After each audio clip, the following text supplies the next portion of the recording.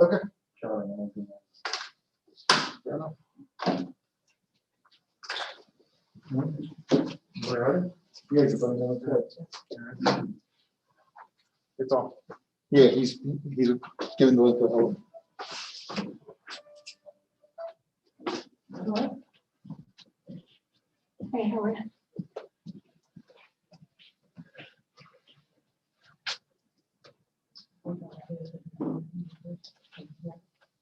Okay, all right, I'll let you know. One second. All right, it's me. I'm just gonna do this by speaker because you can't hear me. All right. We can hear you, Melanie. Now I'm gonna put you on speaker and I'm gonna leave you with Jerry, okay? All right, thanks.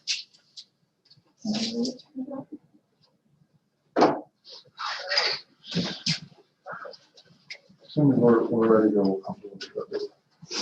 We're waiting one moment to get on the phone. Stanley, are you still there? I am here, and I think we're on. We're the good now, phone, right? so we can sort of hear what people are saying. Okay. It's all good, Lisa. So we're good? We can hear Can you see me? I have Christina Iacona on my line is submerged like a three-way phone call as well, so she can dial in. You're I very, just had a meeting code as well. I can send it to you if you want. I think we're ready to go. Okay, I can try. I don't think we're, no, wait, Try wait, to do this. wait, hold on, Manley, before you do that. We're not live yet. We're on YouTube, but he's not If we recording were to page yet. live, log into the meeting code, where would he hear? Through there? I think so, that's a John Because question. I thought. Hold on a we were second, do letting- you have any question, Ben? No, he can participate. I think he's got to participate by phone, yeah. Manley, you got to participate by phone, same with you, Christine, I wouldn't log in, but you're very loud, so if, when you do speak, we can hear you clearly. It's on YouTube. we don't So have just to- mindful on the flip side that if you're not speaking, you might be heard, whatever you do. He's not recording it. Okay. Zoom. I'm just gonna stay on this and just go on mute. I don't think, Christine, you should go on the other one. You want me to stay here? Hold on one second. If she were to dial into the meeting code, given that the public can't make noise, would she be able to speak because she's presenting, the woman on the phone? I think the answer to that is Yeah, yes. just stay on the Zoom meeting. No. Do you want her on the Zoom meeting or can we just keep her on the slide? Is she presenting a document or something? No, she's gonna speak. She can just speak on the phone. Are we ready to start? Yeah, he's adding it to the website. Yeah. All right, Christine, try it, and if not, call me in the back. Okay. I'm gonna hang up and try.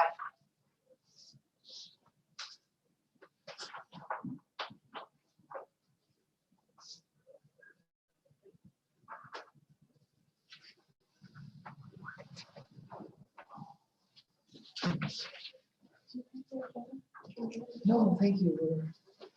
Thank you.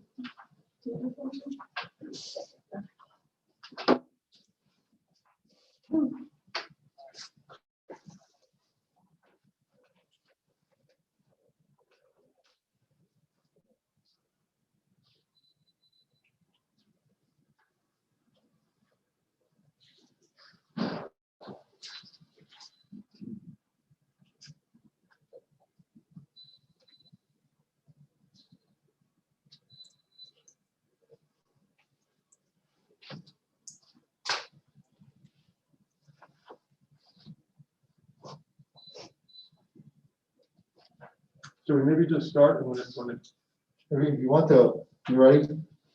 yeah, I think we should, we've waited. You can start recording. John. Yeah, just start recording. The first couple items are straight. All So we will call to order the October 13, 2020 meeting of Delaware County Board of Elections. And Joe Lawrence, the chairman with me, are Jim Byrne and Ashley Longheimer. I apologize to the audience here that we're sitting kind of sideways, but we wanted to accommodate persons who were unable to attend today because of the capacity limits, et cetera. So we are live streaming the meeting so that persons can watch it remotely. They won't be able to participate remotely, but they will be able to see what is taking place here.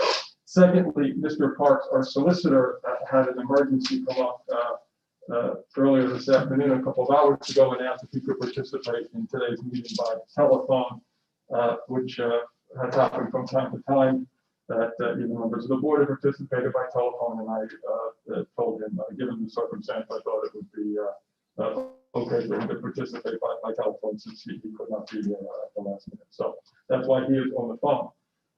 With that said, the first order of business is the pledge of allegiance. And we have a flag.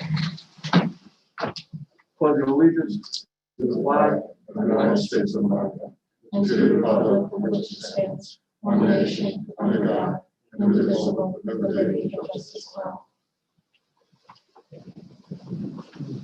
Do you have minutes to review? I do not. I didn't think so, because I didn't see that. With the So, short turnaround between meetings, it was not. Understandable. So we had a meeting last Wednesday or Thursday afternoon. It was 4 days ago. Ms. Hagan has been busy with other matters that related to the election. We don't have minutes. We will approve the minutes at the next meeting. So the public comment, when we were doing the remote meetings and there wasn't a way for the public to comment in person, we were receiving a volume of email and other communication that we would send out for pre-read, which Ms. Hagan did yesterday afternoon. Now that we're live and in person, the public is here. We can have public comment here live, and we will not be accepting and responding to in the same fashion the emails.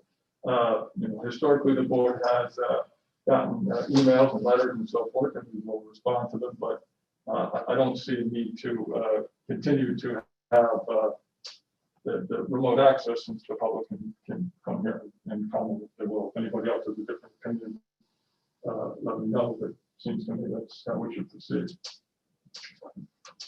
All right, now, is there any members of the public here today that wish to comment on any items on the agenda now, or we can go back to the way we used to do it and we'll discuss the agenda item and ask for public comment on each item? Does anybody have a preference how we do it? No. Yeah, well, I just assume do it as we get to the items on the agenda. Kind of makes sense to remember what people say half hour ago, right? If everybody's all right with that. All right, so we'll do it that way. So we'll skip that public comment. So old business, item number 1, the deployment of the drop boxes.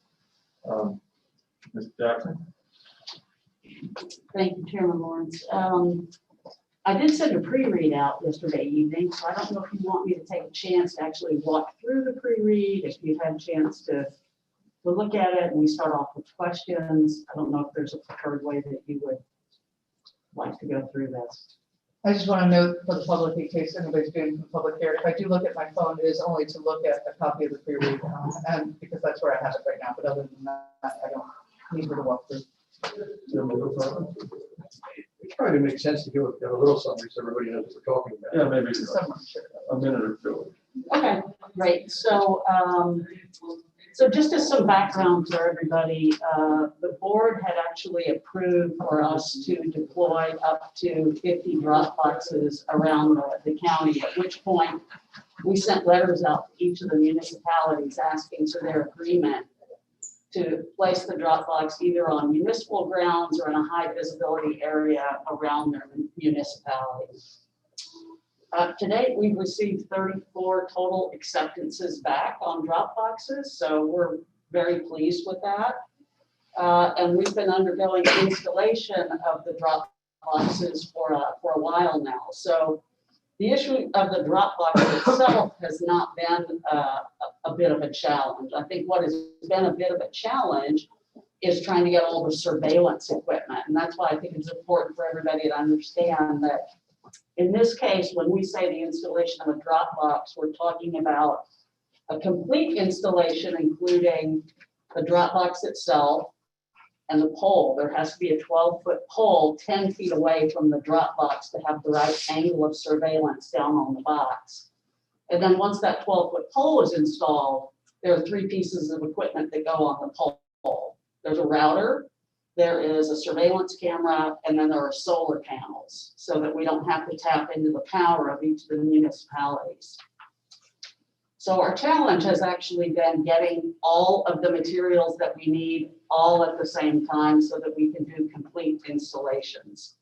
So what I was outlining in this pre-read was some background around that, some of the challenges that we've had around getting all of the vendor supplies in. So it hasn't been for a lack of wanting to get these drop boxes in.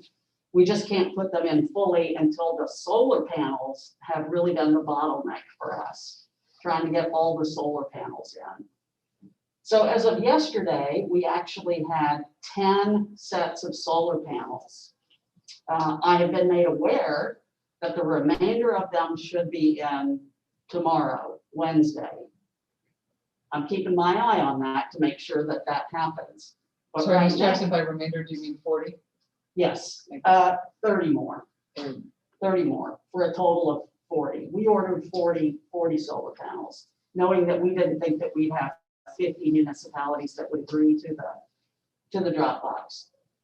So as of today, one of the things that I included was an Excel spreadsheet of every municipality and what their status is, whether they voted on it and said no, whether we are still pending discussions because potentially they didn't like the surveillance equipment, the look of it.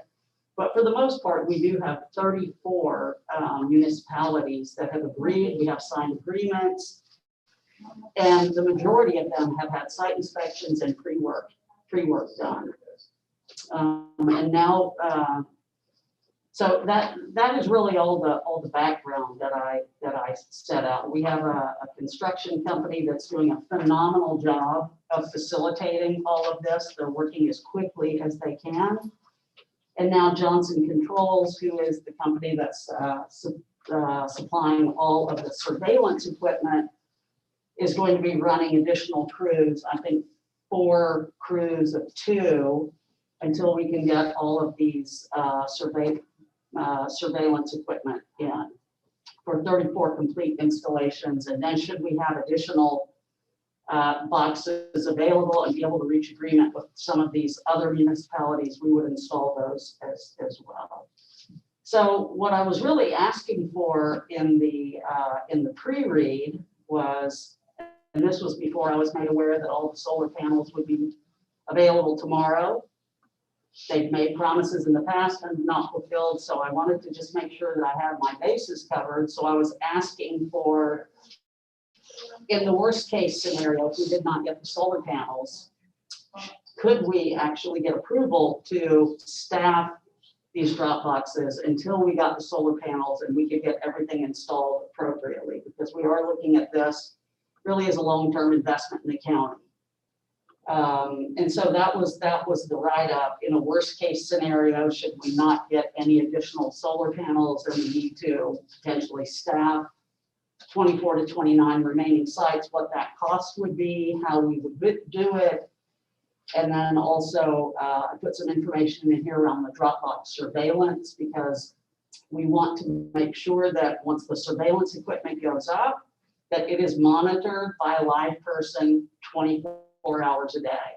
So we're not just talking about a feed that gets recorded and put away somewhere. We're actually talking about a live person sitting and watching all of the feeds 24 hours a day to ensure that everything is going appropriately at the sites of these drop boxes. I also included a ballot return and collection plan, which I believe you've all seen before.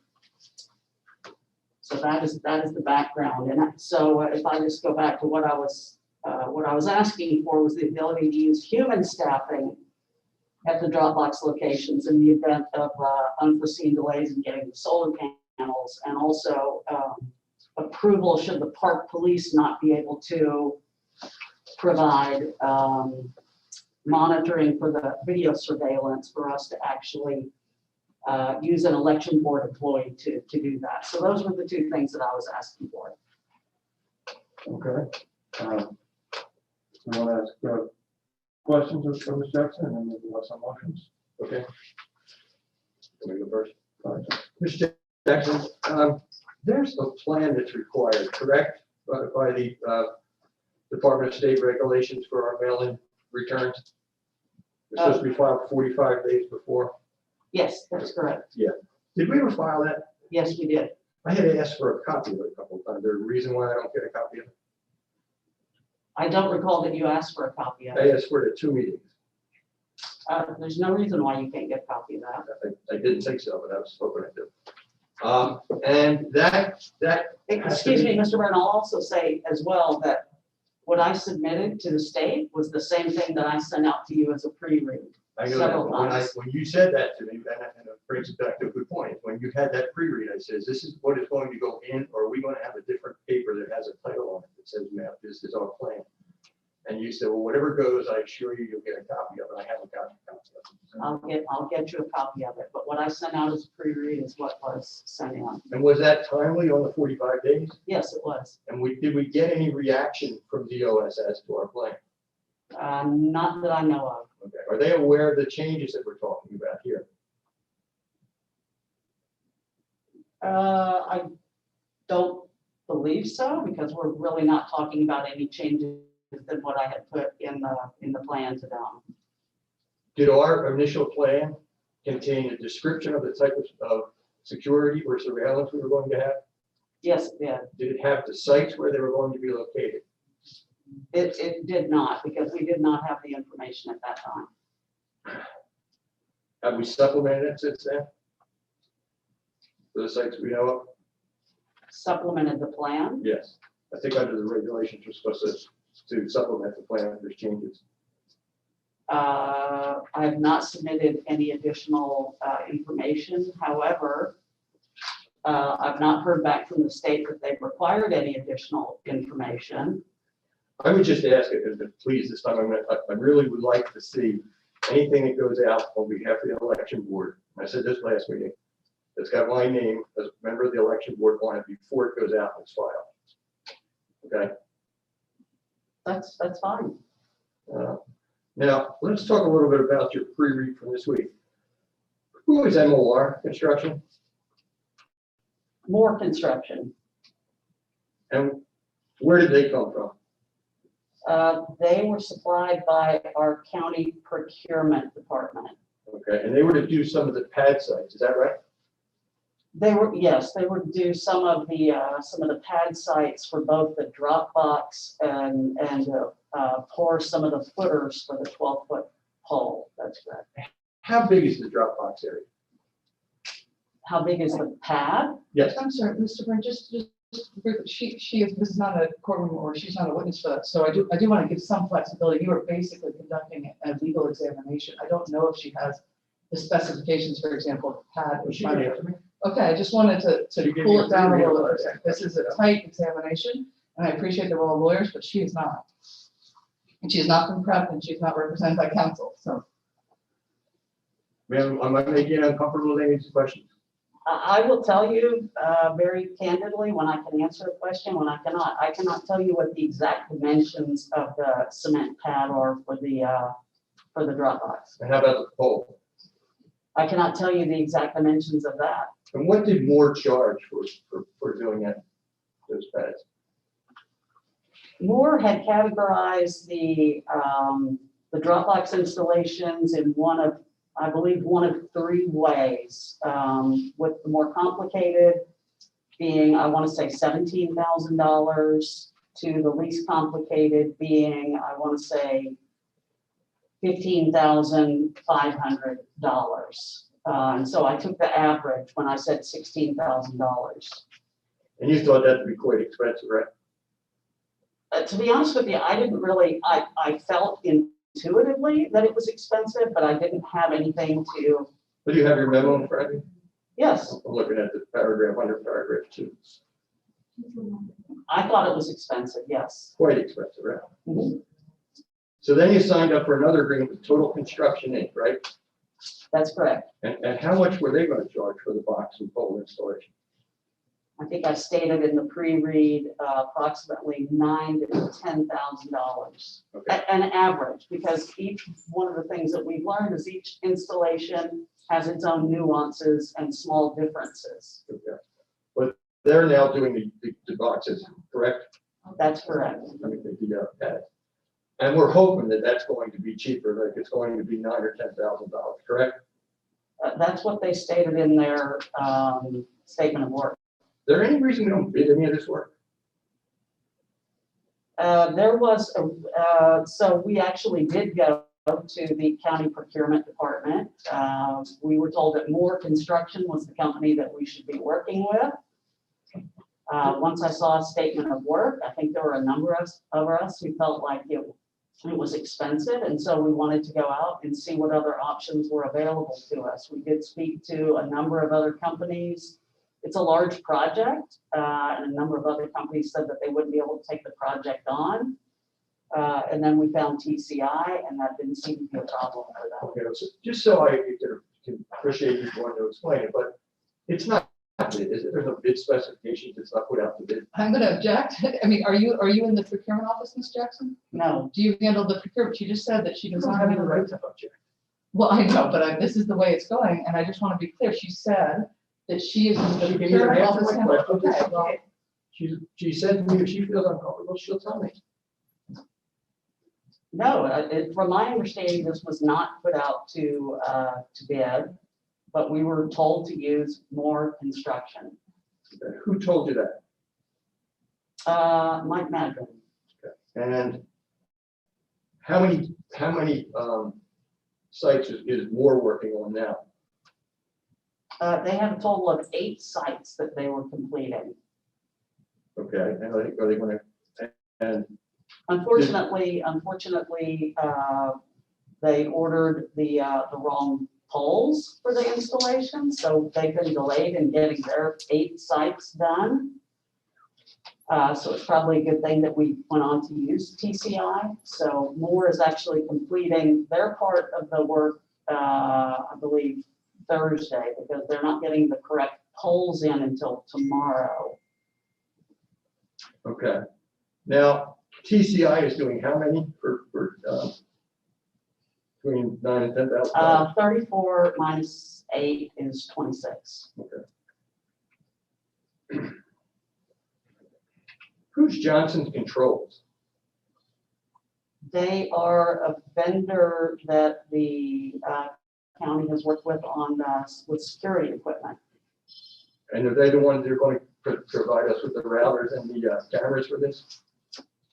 Yes, Do you know if that purchase was subject to bid?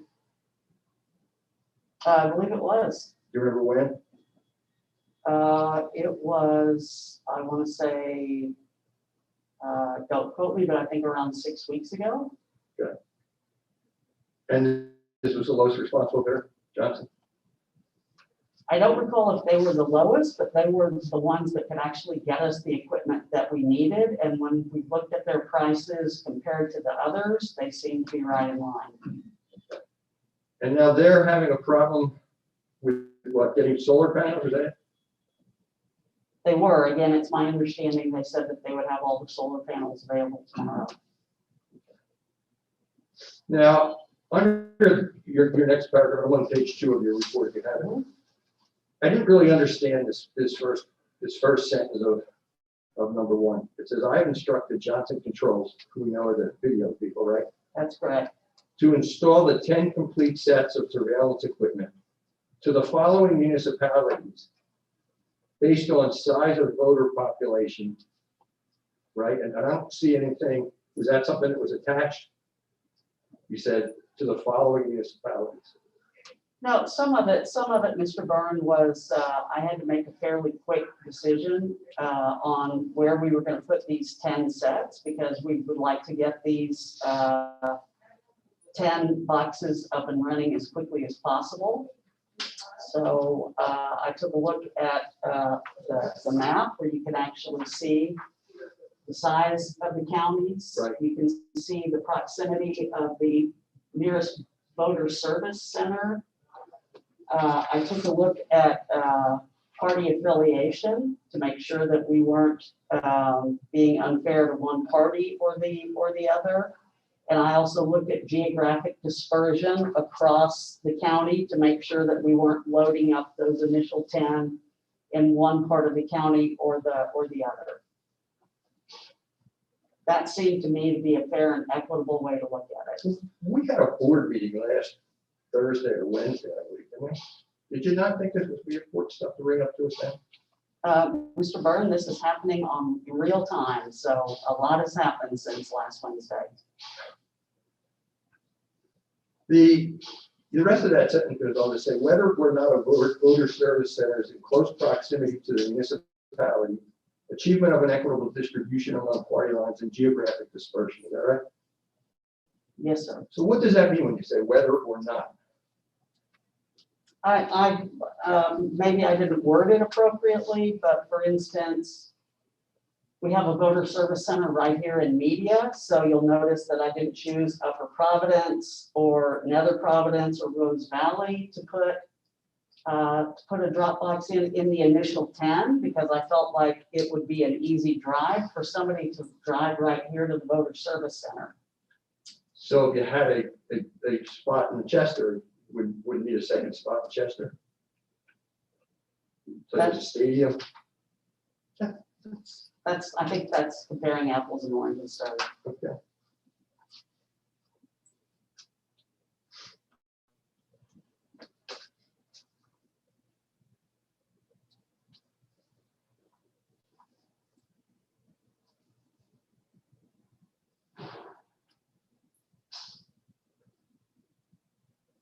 Now, do we have any follow-up information on who the workers are going to be that are going to go retrieve the ballots? I do. We're in the process of securing county employees.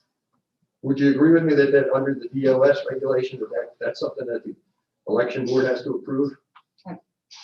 Objection, I mean, the solicitor's on the line, I think we should speak to the legal regulations. If she knows, this is seriously. You tell her the answer. cross-examination. Go ahead and tell her the answer. Okay. Then I'll let her. No, I mean, Mr. Parks is on the line. Okay. If you know, but Tell her the answer. Be easier. Be easier if you just tell her. I'm not going to speak as a lawyer for this board. I have a lawyer on the phone and he's available right now. If you have a legal question, he can answer it. It's not a legal question. I'm asking her questions about her. About the legal requirements. I thought you said. I think the question asked is, what's the regulation say about? Okay. Well, ask me. That's fine. Do we need? Please rephrase your question, Mr. Mr. Parks, were you able to hear Mr. Burns' question? I was, can you hear me? Yes. I don't know if the public can, but we can. No, Manley, I know you might be driving, so it might be hard, but I'm referring to the DOS regulations dated August 19th, 2020, where it talks about who was able to, and I'm looking 2.5 to security. County boards of elections must ensure the following when establishing ballot return sites. Only personnel authorized by the county board of elections should have access to the ballots inside the drop box. Drop boxes should be secured in a manner to prevent unauthorized removal. And it goes on again a few more times to mention county authorized and election board authorized. What I want to know is, do we know who these people are yet who we're supposed to approve as the election board to be in these sites?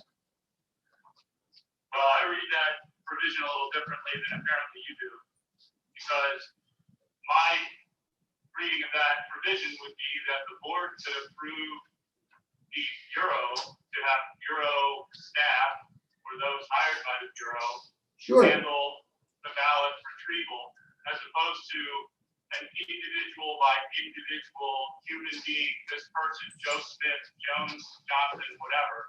I don't read Well, okay. the directive from the Department of State to require the board to make the individual human being hires.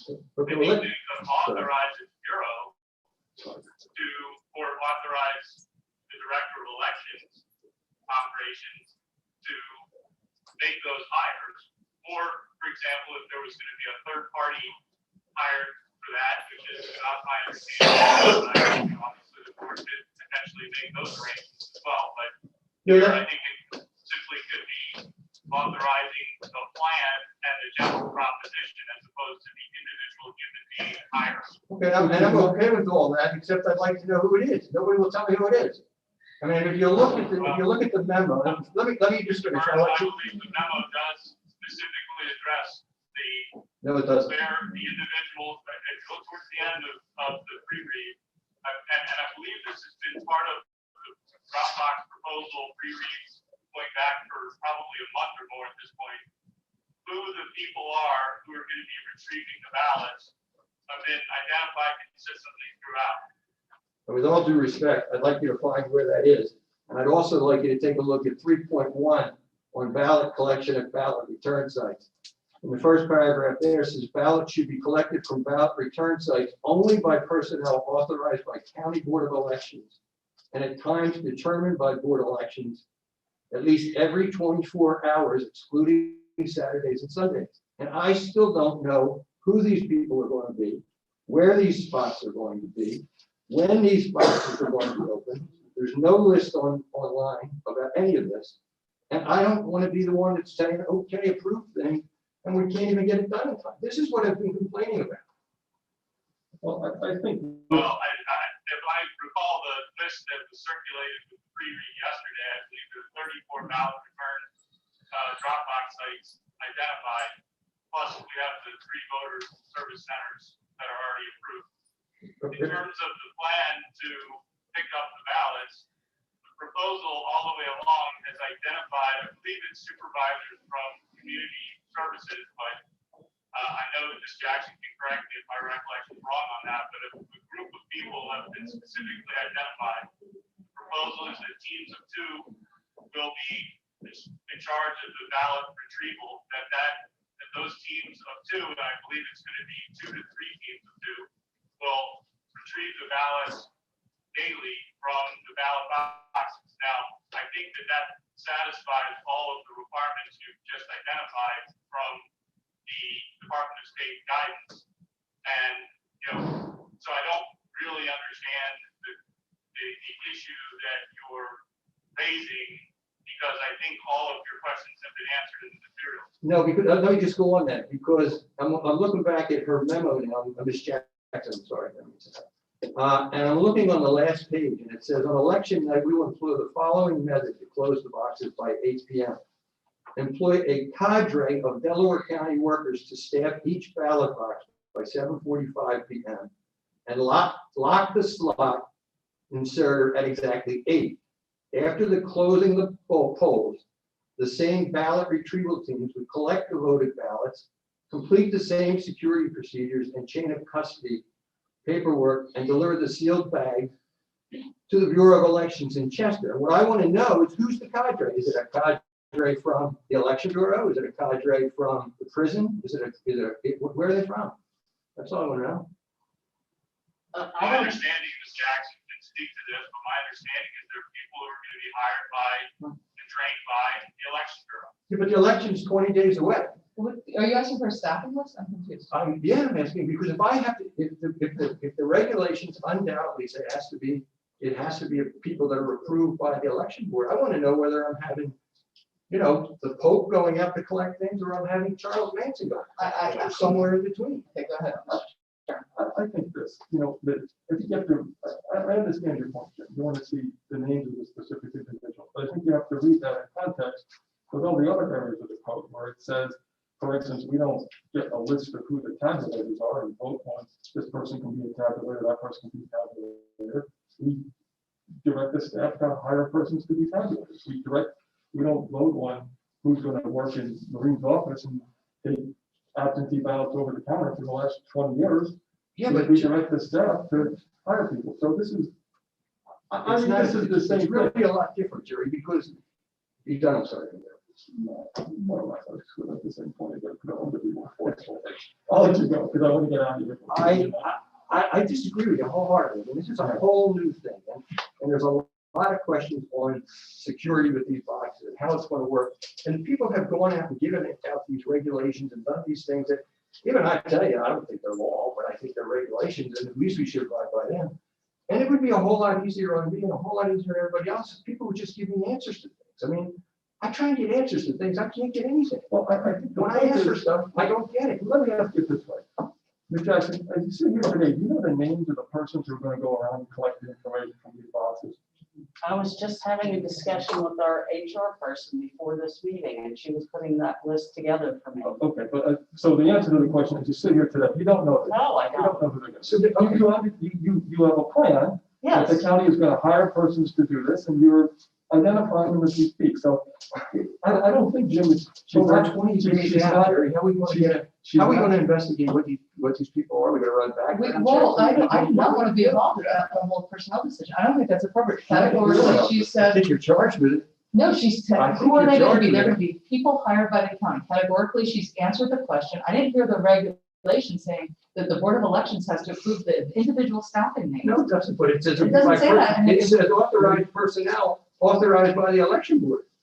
I mean, I don't think it get much more clear than that. If we authorize, Ballots Ms. should be collected Jackson, from to- ballot return sites only by personnel authorized by the county board of elections. yes, And at times determined by the board of elections, at least every 24 hours, excluding Saturdays and Sundays. We don't even know where the places are. Never mind who the people are, what the times are. go ahead, Mr. Chairman. Well, I think we do know the places. Ms. Jackson gave us a list, but Jim, I really think you have to read it in the broader context. For instance, the election code says the Board of Elections has to pick the machine inspectors. I can tell you, in 15 years, I'm not out interviewing the machine inspectors. I'm not out identifying who they are. The staff goes out, identifies them, finds them, and says, we have a list of inspectors, approve them. I mean, this is the same. Somebody said it was comparing apples and oranges, and it's not the same. This is one heck of a different election, and everybody knows that. And I think it's very important to know. I got a couple calls today that there were people downstairs putting 2 and 3 hours I don't want to talk into a about box. Yeah. So I think it's very, very important that we have the right people and we know who the people are. We know where the boxes are. We know when they're supposed to be picked up. This is the reason I didn't think we should do this. It's just too rushed. We're going to look like fools. We're going to look like absolute fools when this thing turns out that with egg all over our face. I hear what you're saying. I think I disagree with a lot of what you're saying. I think that Ms. Jackson has answered the vast majority of the questions. She does not have some of the specific details, and she has a process ongoing right now, which she's developing a list of names, and there will be a list of names. The same as there's a list of names for all the other positions for which we hire people to do important and critical work on the election, without having them come in here and us interview them and put the roll on. Okay, then I'll finish my questions. I would move that we can If I could, continue. I'm sorry, I just want to respond to one other item. Mr. Byrne, earlier, I was referencing Ms. Jackson's pre-read memo, and I've had an opportunity to pull that up. And I'm talking in this instance about bullet point number 2, under the heading ballot return and collection plan. It reads, each team, now referring to the 2 to 3 two-person ballot collection teams, will be collecting the ballots on a daily basis from each of the drop boxes. Each team will consist of 2 Delaware County furloughed community service supervisors who will be easily identified as ballot retrievers by wearing a safety vest, pre-specified Delco vest. That's the reference I'm talking to from the pre-read, and I believe that language, as I said, has been in all of the pre-reads about the ballot drop box proposal since the beginning. All I'm asking for is just somebody to identify them. I mean, I don't think I'm asking for that much. I've asked for it on a number of meetings and I just get ignored. No, I understand you're looking for a list of names, the list is being developed, and I'm sure Ms. Jackson, when the list is available, you can circulate that to the members of the board.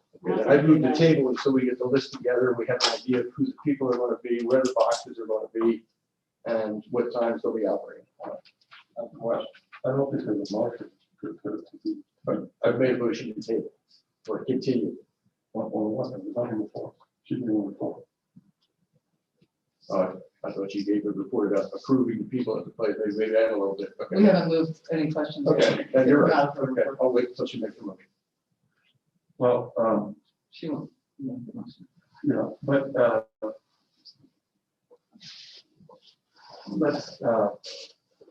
let me ask you this, Mr. Jackson. Are you asking us to take any specific action to that? What I am asking, although I do not think that I'll need it based off of newer information, is that if for some reason I do find that Johnson Controls is not able to supply us with the additional solar panels in a timely manner, which are already late doing that, I would like to ask for the ability to use human staffing at the drop boxes at the locations, the 34 locations, which I have clearly identified in this Excel spreadsheet, Mr. Byrne.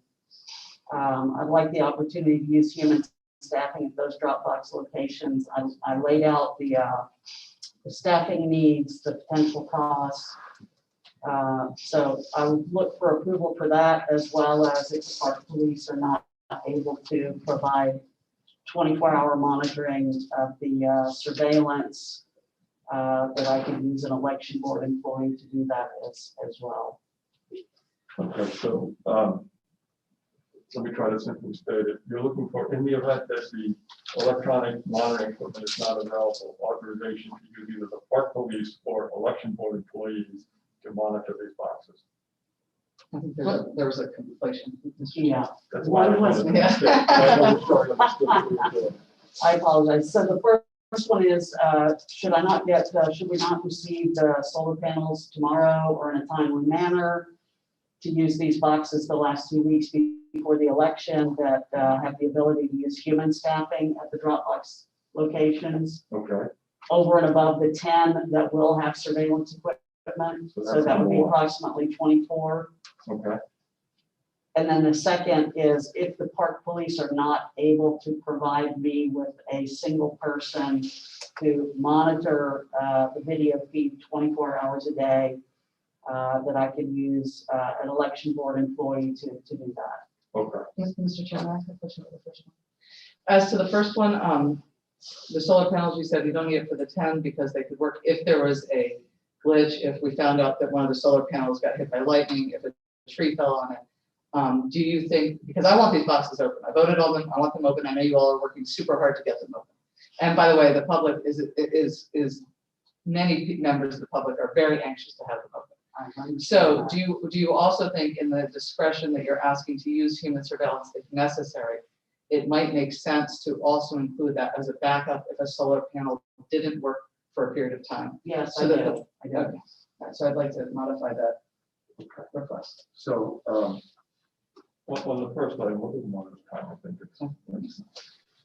The first item is, would there be a motion that if the electronic monitoring equipment is not available, either because it doesn't arrive or because it malfunctions, authorization to use human staffing to monitor the boxes? I would say move. Move the table. Move the table. It's a matter so we have information. Or a second on the motion table? So the motion to table fails without a second. I'll second the motion. Is there discussion on the motion? No, there's something to discuss as far as. Is there any public comment on the motion? I have some. Yes, ma'am. And if you state your name and your address, Sit here. that'd be fine. Hi, my name is Carol Miller, 218 Powell Road, Springfield, PA. And I'm a little confused about the drop boxes, so I just want some clarification. So at each drop box, there's going to be a camera, correct? And a live person? No, the ultimate would be for us to have the box, the pole, the camera, the router, and the solar panel. Okay, If we can get that complete installation, then there's no need to have a person there because we'll have somebody watching that feed 24 hours a day. okay. So if what happens, because I personally walked in today and watched someone put more than one ballot into the drop box as I walked in here today. No one's monitoring that Dropbox. And I also have had several calls about it today, that more than one ballot's going in. So who's monitoring the service centers when it's doing that? I realize it's inside a building and maybe there are cameras, but so once I drop 2 ballots in, how do we fix that? Like that's Are you talking illegal about here or at Yes. the, Yeah. in the service center. Right, so as we know, under the election code, you're not allowed to bring another voter's ballot. Correct. If we become aware of that, we have to investigate that. Mhm. And what we should do is we can get that information from you after the meeting, when it happened, and we can review the tape of when it happened, and we will have the district attorney's office look into that. And how will we ever figure out which ones are dropped into the box? Right, I don't know the person's name of who dropped it in, Well, we will, nor did people that saw it earlier today. I mean, they're not going to go up and ask the person's name. That's not really appropriate. So what I'm saying is, I mean, it was before you walked through the metal detector from the man, and I stood there for a while and watched people in line with more than one ballot.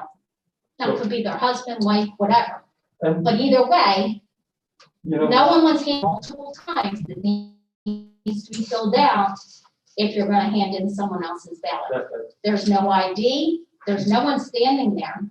No one has any idea who's put that in. Maybe none of them were even that person's ballot. They could have been bringing it in for their neighbor. I watched it in the primary. I watched them do it when I sat outside waiting for watcher certificates. There's no monitoring going on with these. And my concern is that that's what's gonna happen with the other ballot boxes. And that's why we have the camera. The same as there's, I don't know, 150,000 mailboxes in the United States that are monitored. I don't know specifically this has happened, but I would think if a family of four is going on vacation and they all fill out an absentee ballot, probably likely that perhaps one of the parents takes and deposits all the ballots. So there is this, implicit risk that happens, whether it's at these drop boxes, whether it's at a mailbox. And what we can do is, when we learn that that's happened, or when we have paper of it, or we're monitoring it, and we can see that that's happened, we can investigate and track down the people that have it. That's what the code So authorizes is someone us to gonna do. monitor this one in the courthouse? It was my understanding that they were supposed to be, but Ms. Jackson. Well, I walked through twice, not one Well, I person. think, Ms. Miller, you raised a good point, and you have raised a specific allegation, and I served in a different capacity as a federal prosecutor for 9.5 years. There are investigations, that there are ways, it's a contained number of boxes during the day, et cetera. There are ways to investigate this. Mhm. If you have raised a specific concern, you've raised two, actually. One is what happened today that you may have witnessed. Correct. And the second is, are people noting that live if they have the opportunity in terms of the police? I don't know what has been directed to the security of this building, but so the first one's easily taken care of if we make a referral and all. I can speak to that. Yeah, thank you. The park police for the security, at least for the courthouse, have provided guidance indicating that people are only supposed to be dropping a single ballot.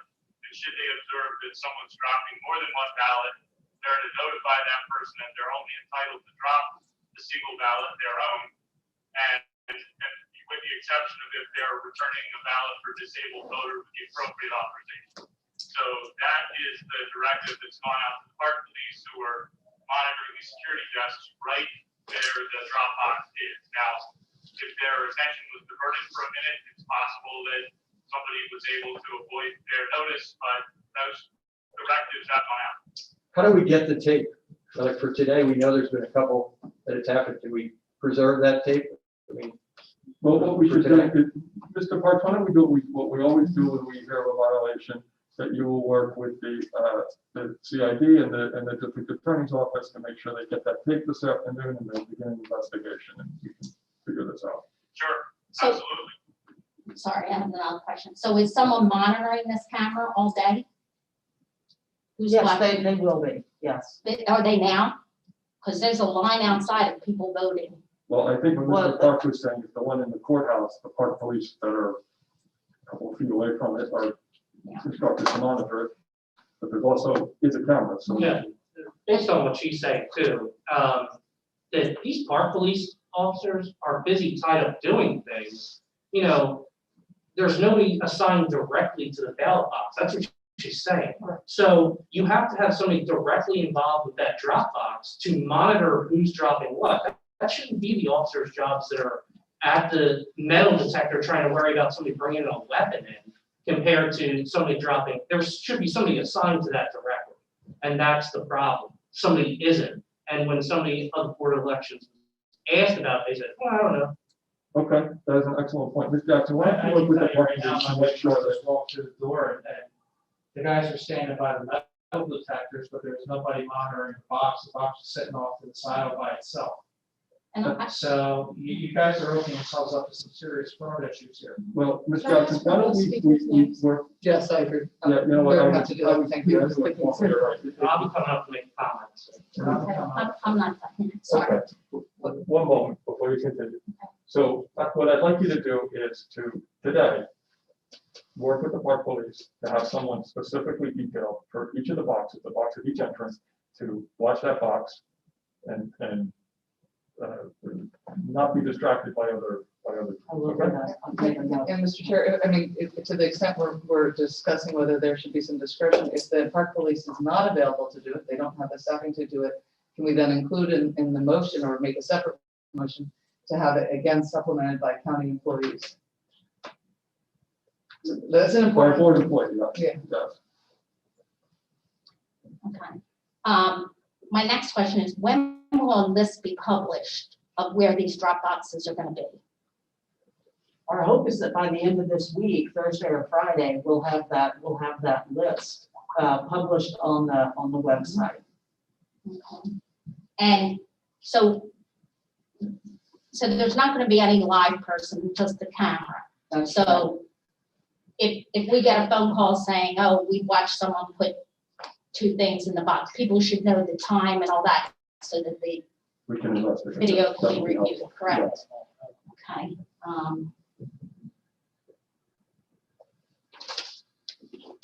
And I'm not sure if this pertains to this or not, and if not, I'll come back, but, If you want, we can, we're liberal. in interpretation. okay, election materials, are they gonna be returned here in media? Like the election board, will they return here in media or in So Chester?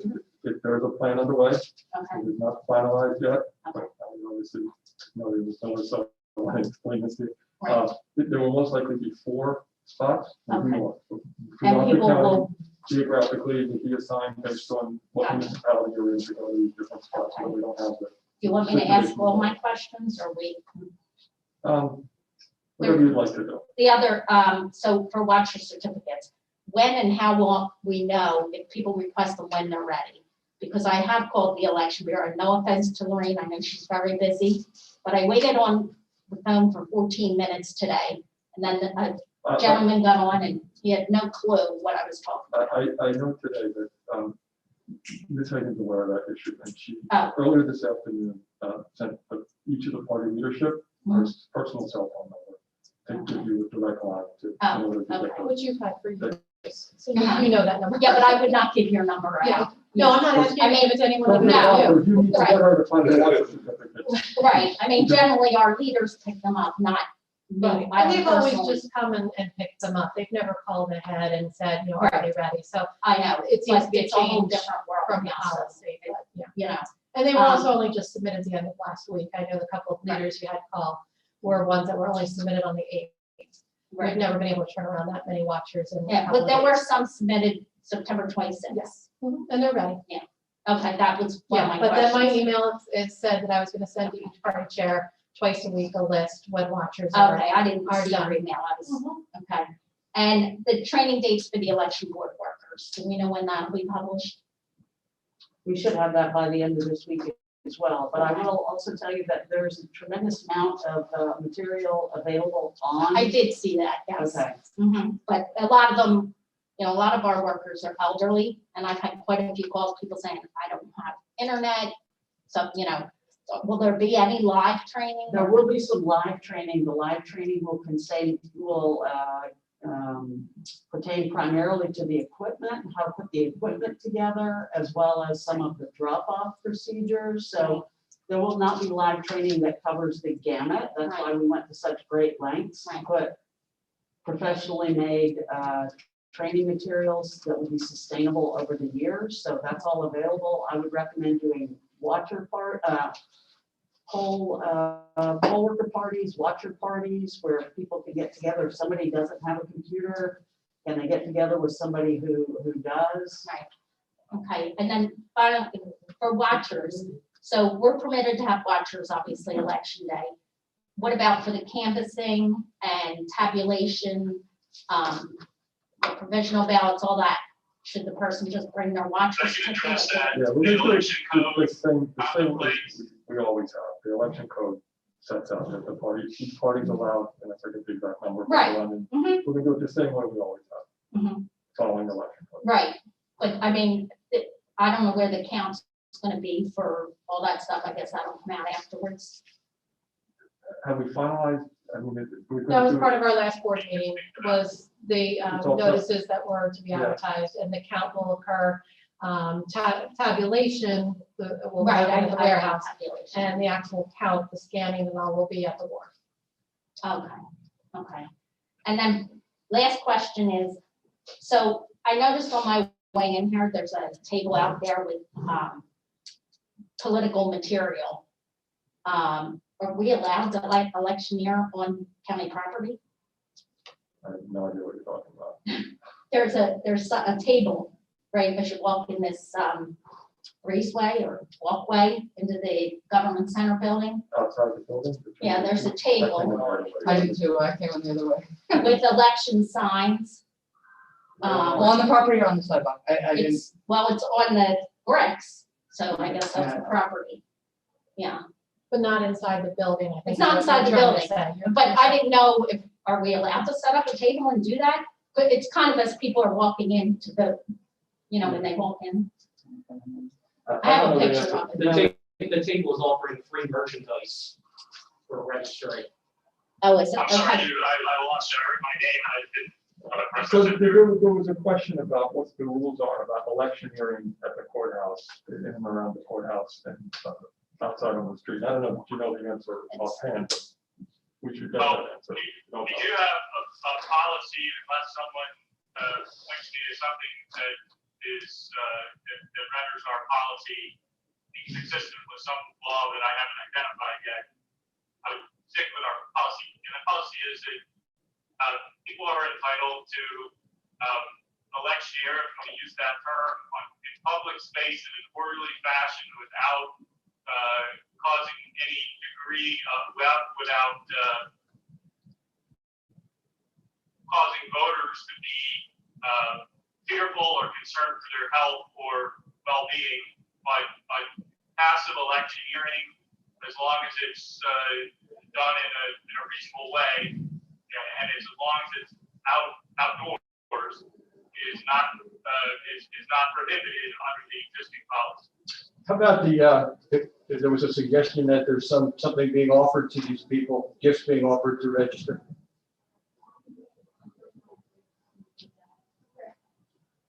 Well, giving people gifts to vote is definitely improper. I would assume, without having introduced the matter more carefully, that enticing people to register by giving things of value is probably also inappropriate, but I would need to research that particular question. And I haven't heard that accusation until right now. That's the first I'm hearing that there's any accusation to that effect. So the same thing, why don't we investigate whether that's happening, and if it is, if it's prohibited. I kind of think it is. I don't know offhand. Yeah, I do have a picture. I guess Says free merchandise on the bottom, right? So where we, says free merchandise at the bottom of the sign. I didn't even read the Yeah, sign. I'll ask if the gentleman speaking could identify himself. yeah, I think it's time. I think you My said. name's Richard Gibney, Gibney, live in Collingdale, PA. Thank you. Thank you. Okay, so, Maybe you could yeah, email you that can send that. picture to the Board of Elections. I can email one as And make well. sure we Yeah. use that as part of the investigation. That's all my questions, thank you. and Mr. Chair, I think I spoke too quickly. The park police and have been given direction that Mr. Parks described. There's also, you said, a camera on this particular location as well.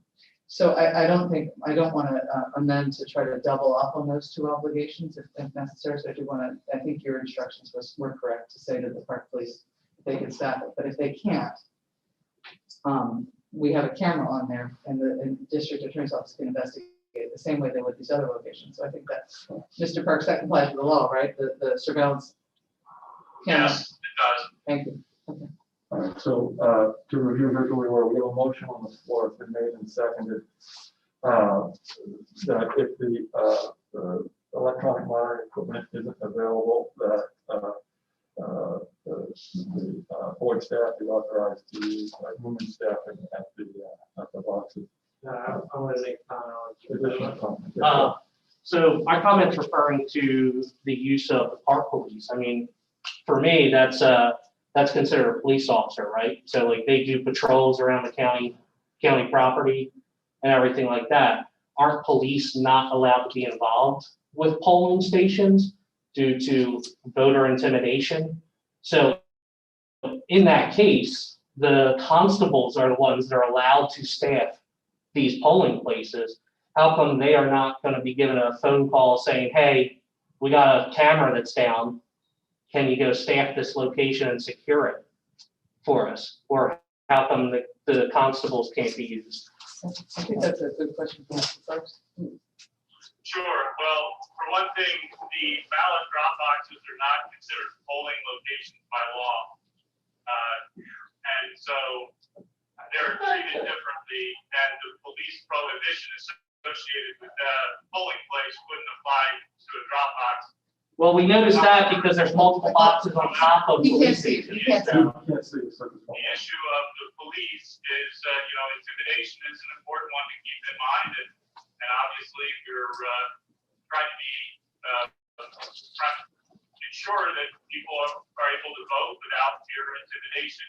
And if that becomes an issue that it needs to be considered, then we can consider it. But I haven't heard in any of the probably close to 2 decades of time that I've been involved in this, anyone identifying intimidation as a result of park police presence.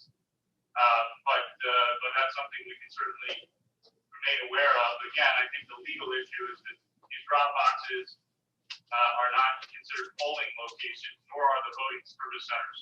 So the polling location prohibition about police doesn't apply. I mean, that's a pretty big loophole to be, trying to jump through, especially, with the whole thing of the voter intimidation that's already still happening, that was brought to your attention, that nobody wanted to comment on at first until it was brought up again by another citizen, Ruth Moten, that was happening in Chester.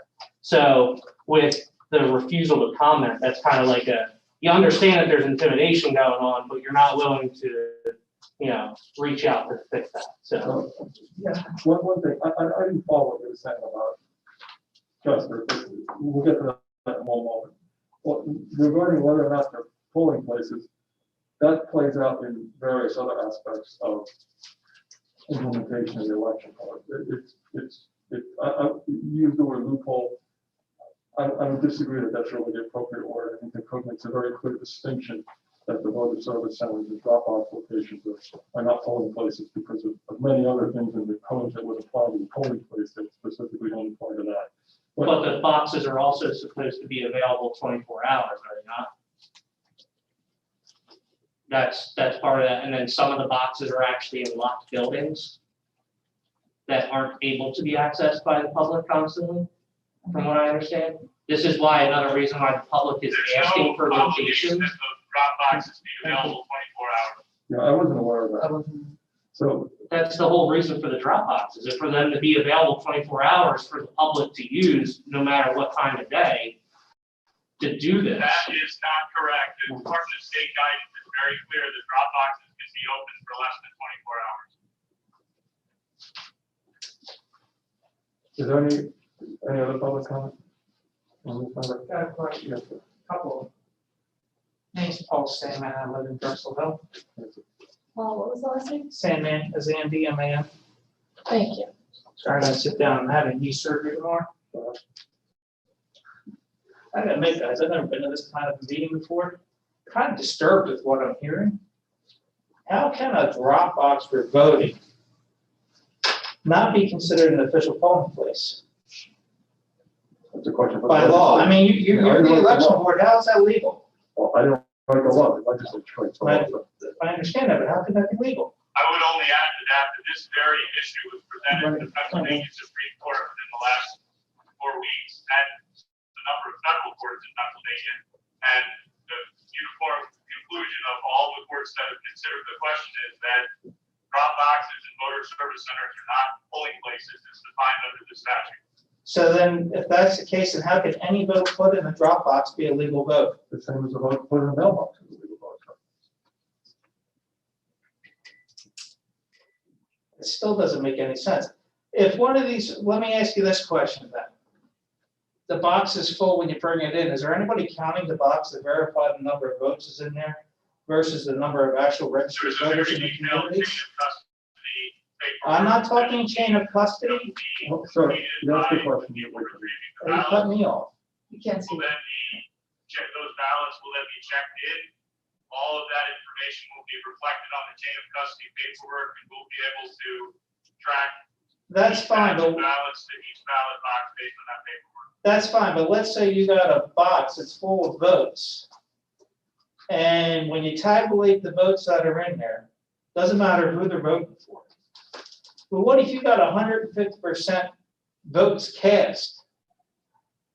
Because we know that happened in Philly in an election several years ago. Does that nullify the votes in the box? Hold on, Manley, hold on. I'm still talking, sir.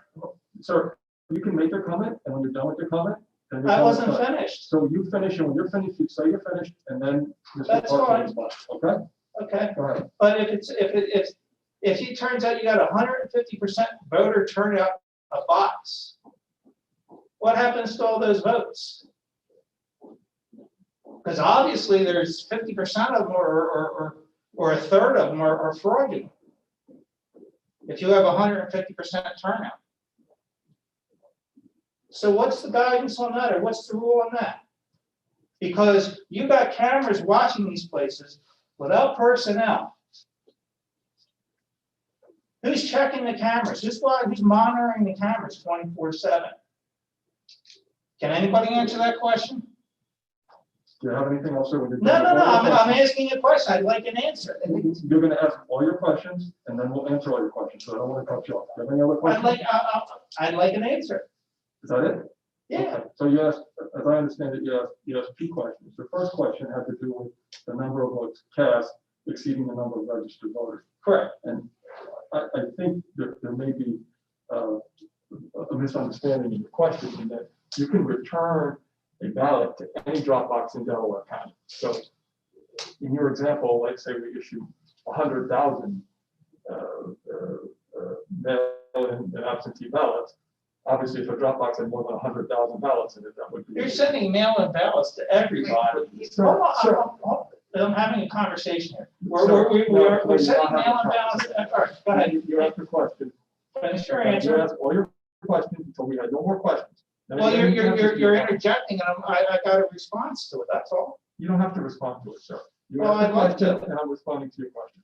I'd like And to if you're gonna permit me to respond to your question, you'll hear a response. respond. Thank you, sir. Your question regarding the number of ballots delivered to a drop box exceeding the number of ballots that were issued, I think is extremely unlikely. We're issuing. It's already happened in voter booths in Philadelphia. Sir, if you're not going to allow me to respond, we're going to have to ask the Park Police to remove the police. Go ahead. Because when I'm Answer your question. speaking and you start speaking over me, that doesn't permit an exchange of ideas or Fine, I'll information. keep quiet, go ahead. Thank you. So returning again to your question. We've already issued over 100,000 ballots. But let's just say we issue 100,000 ballots.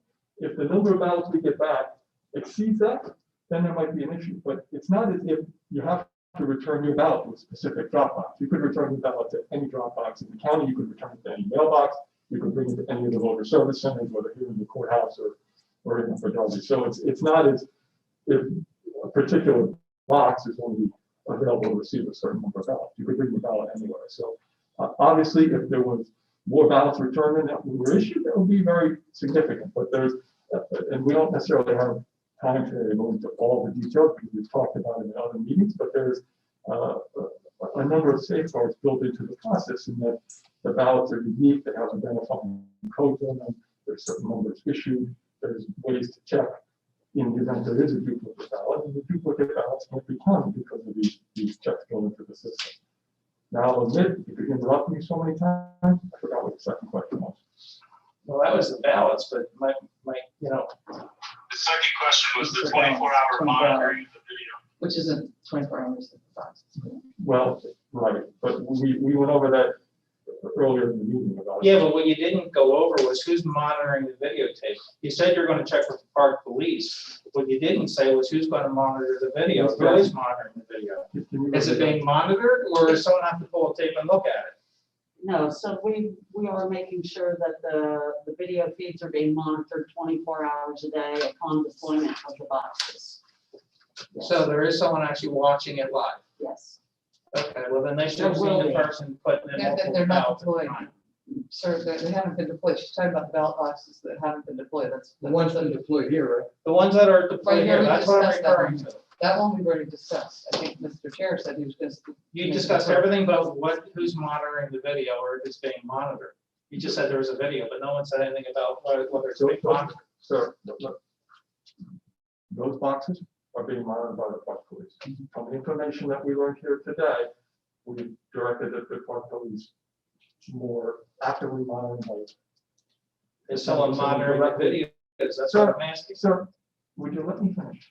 Every single time I'm speaking, you feel this compulsion to talk over me. And we can't have a conversation if you're speaking over me. It's a yes or no question. Sir, I'm answering the question that you just asked about whether or not these videos are being monitored. And I'm explaining to you that these boxes are being monitored live by the Park Police.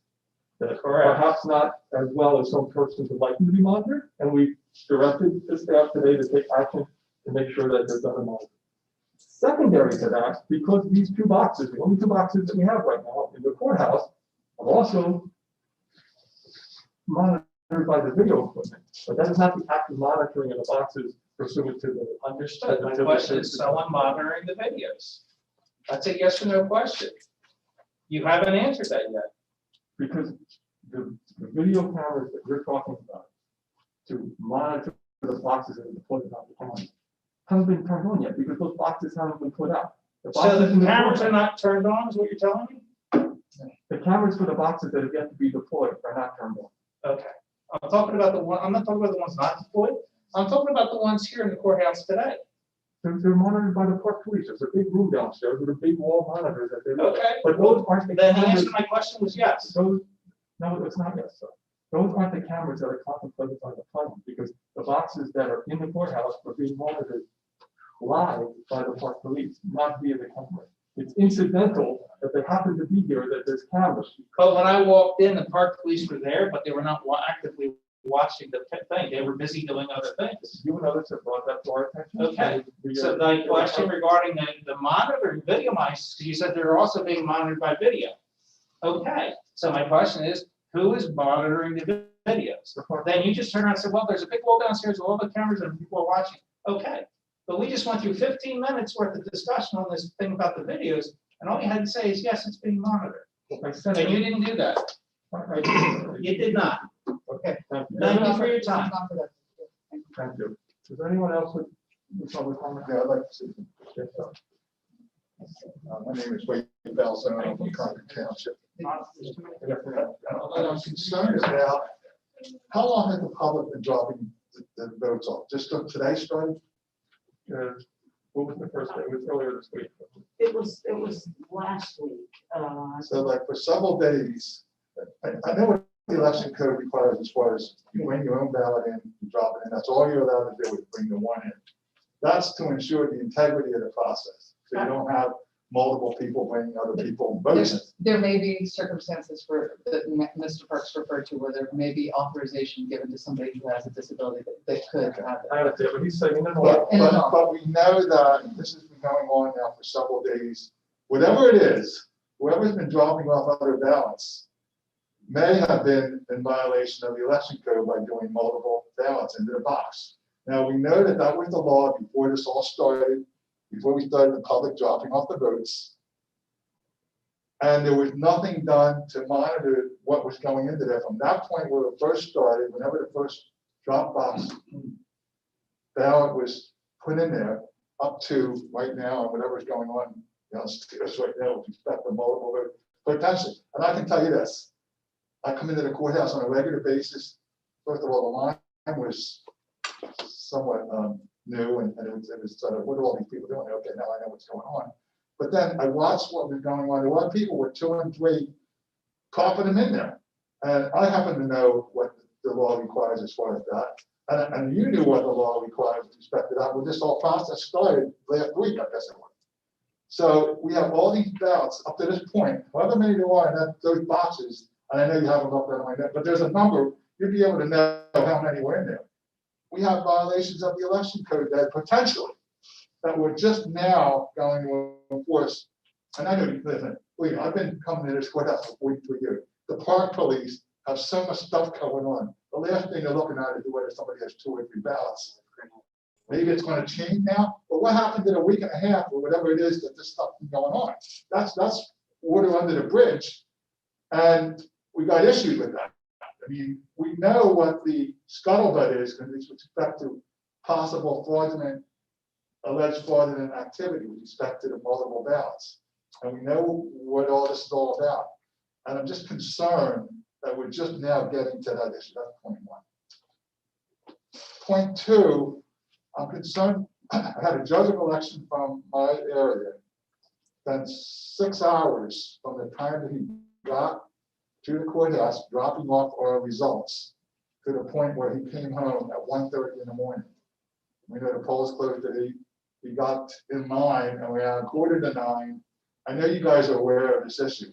And now I hear you say we're still working on the system that's going to alleviate, hopefully, the 200 and whatever precinct there are in Delaware County, they're all converging into one spot. We want to make sure I know you're thinking you got to disperse that and decentralize that in some way, shape, or form, I'm guessing. Am I right or not? Yeah, I alluded before to Ms. Miller. So I just wanted, and now here we are, 3 weeks before this major election, probably going to have the highest turnout in Delaware County history, I'm guessing, again. And this is a major area of concern, just from an inconveniencing people that are getting paid $140, in some instances $150, and they wind up spending not only 12 hours at the polls or 13 hours at the polls, but 6 more hours just getting the results in to the various, areas where they're going to be counted. It just can't happen. There's got to be a better way. And I'm just concerned. We knew from June that this was an issue with the disaster that was there in June. And here we are 3 weeks before November 3rd, and we're still discussing it. I mean, this could have been done like weeks and weeks ago. Okay, go ahead. Couple things. First of all, you were 100% correct. The plan that we had in June, despite the best efforts by a lot of people here who worked very hard, was a failure. It was a disaster.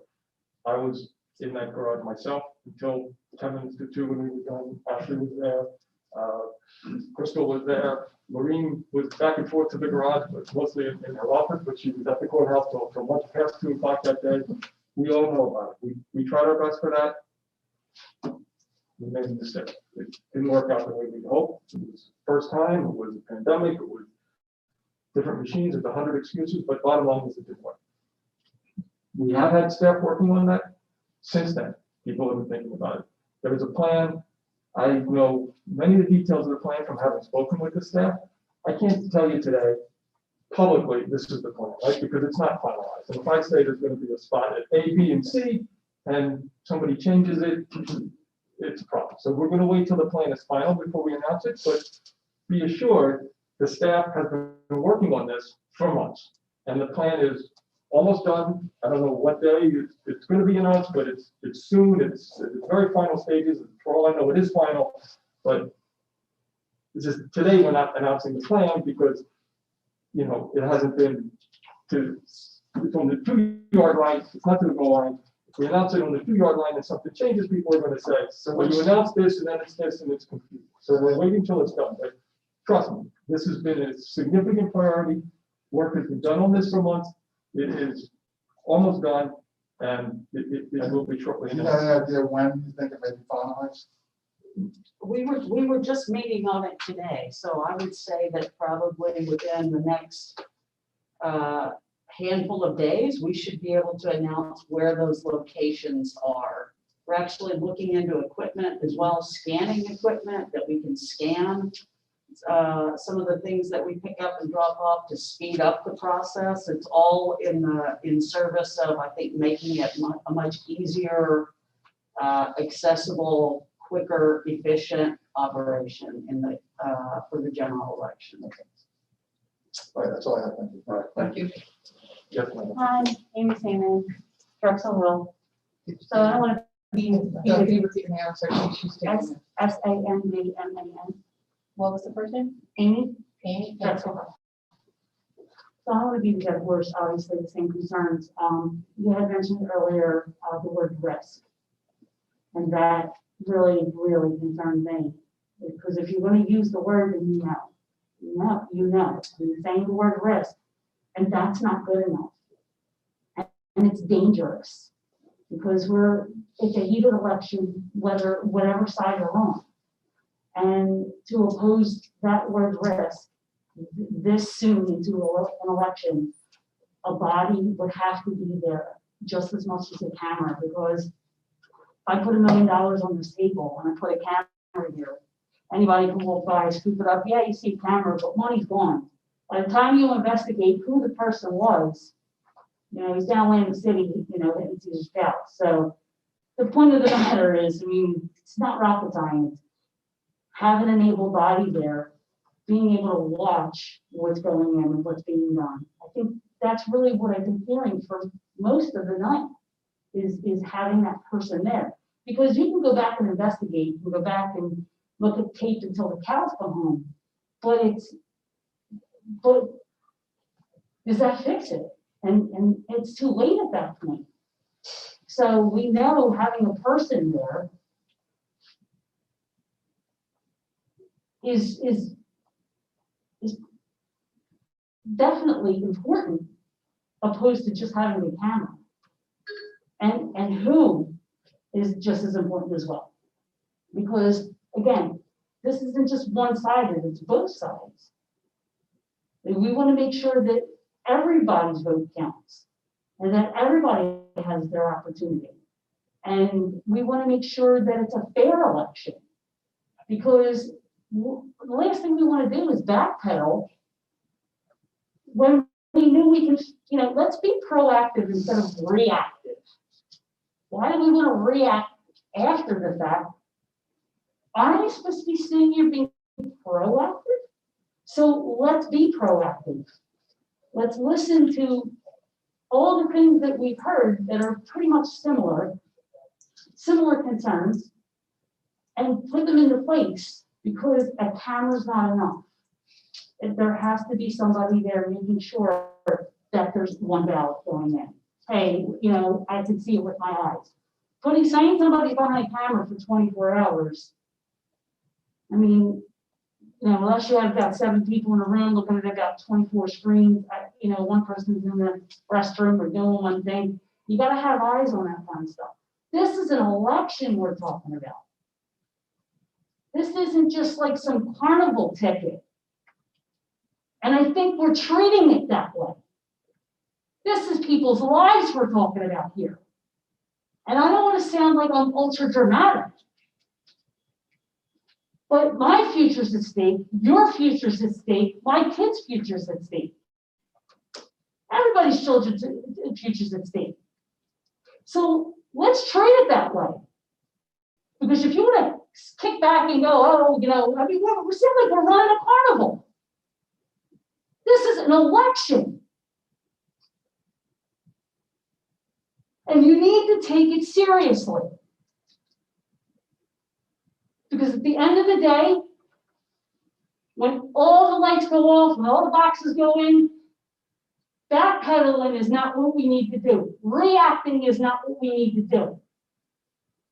We need to sit here and be proactive now. Now. Do it right the first time, not after the fact. Because then it's too late. Thank you. I guess there's one vote to support of the motion. One more? Yeah. So. Wait, time for one more? Yes, sir, go ahead. You have to introduce yourself and have a. I'm Brian Vance at Hannaford Township. Yes, sir. Thank you for what you do.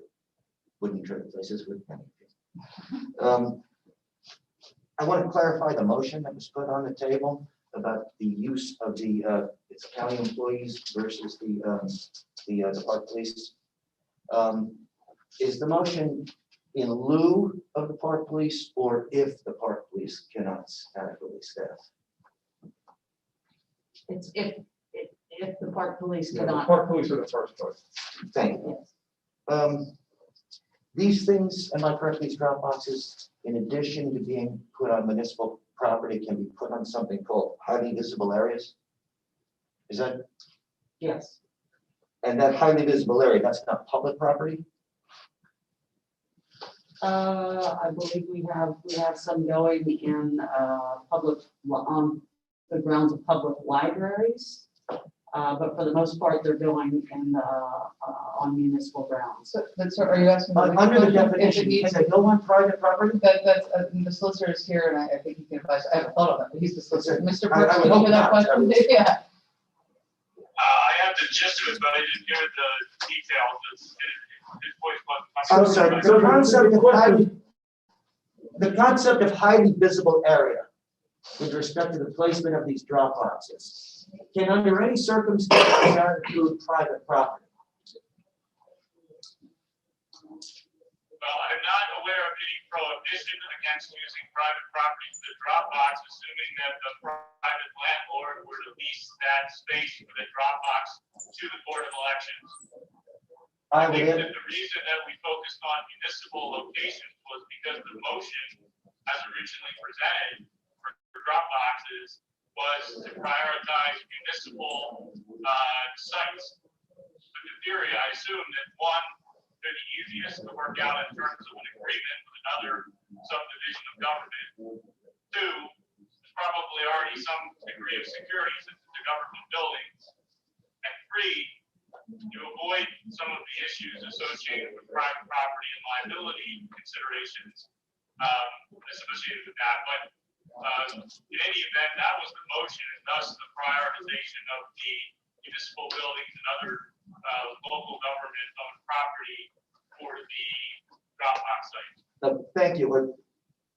Am I correct? None of you think that these things are going on private property when you authorize the language?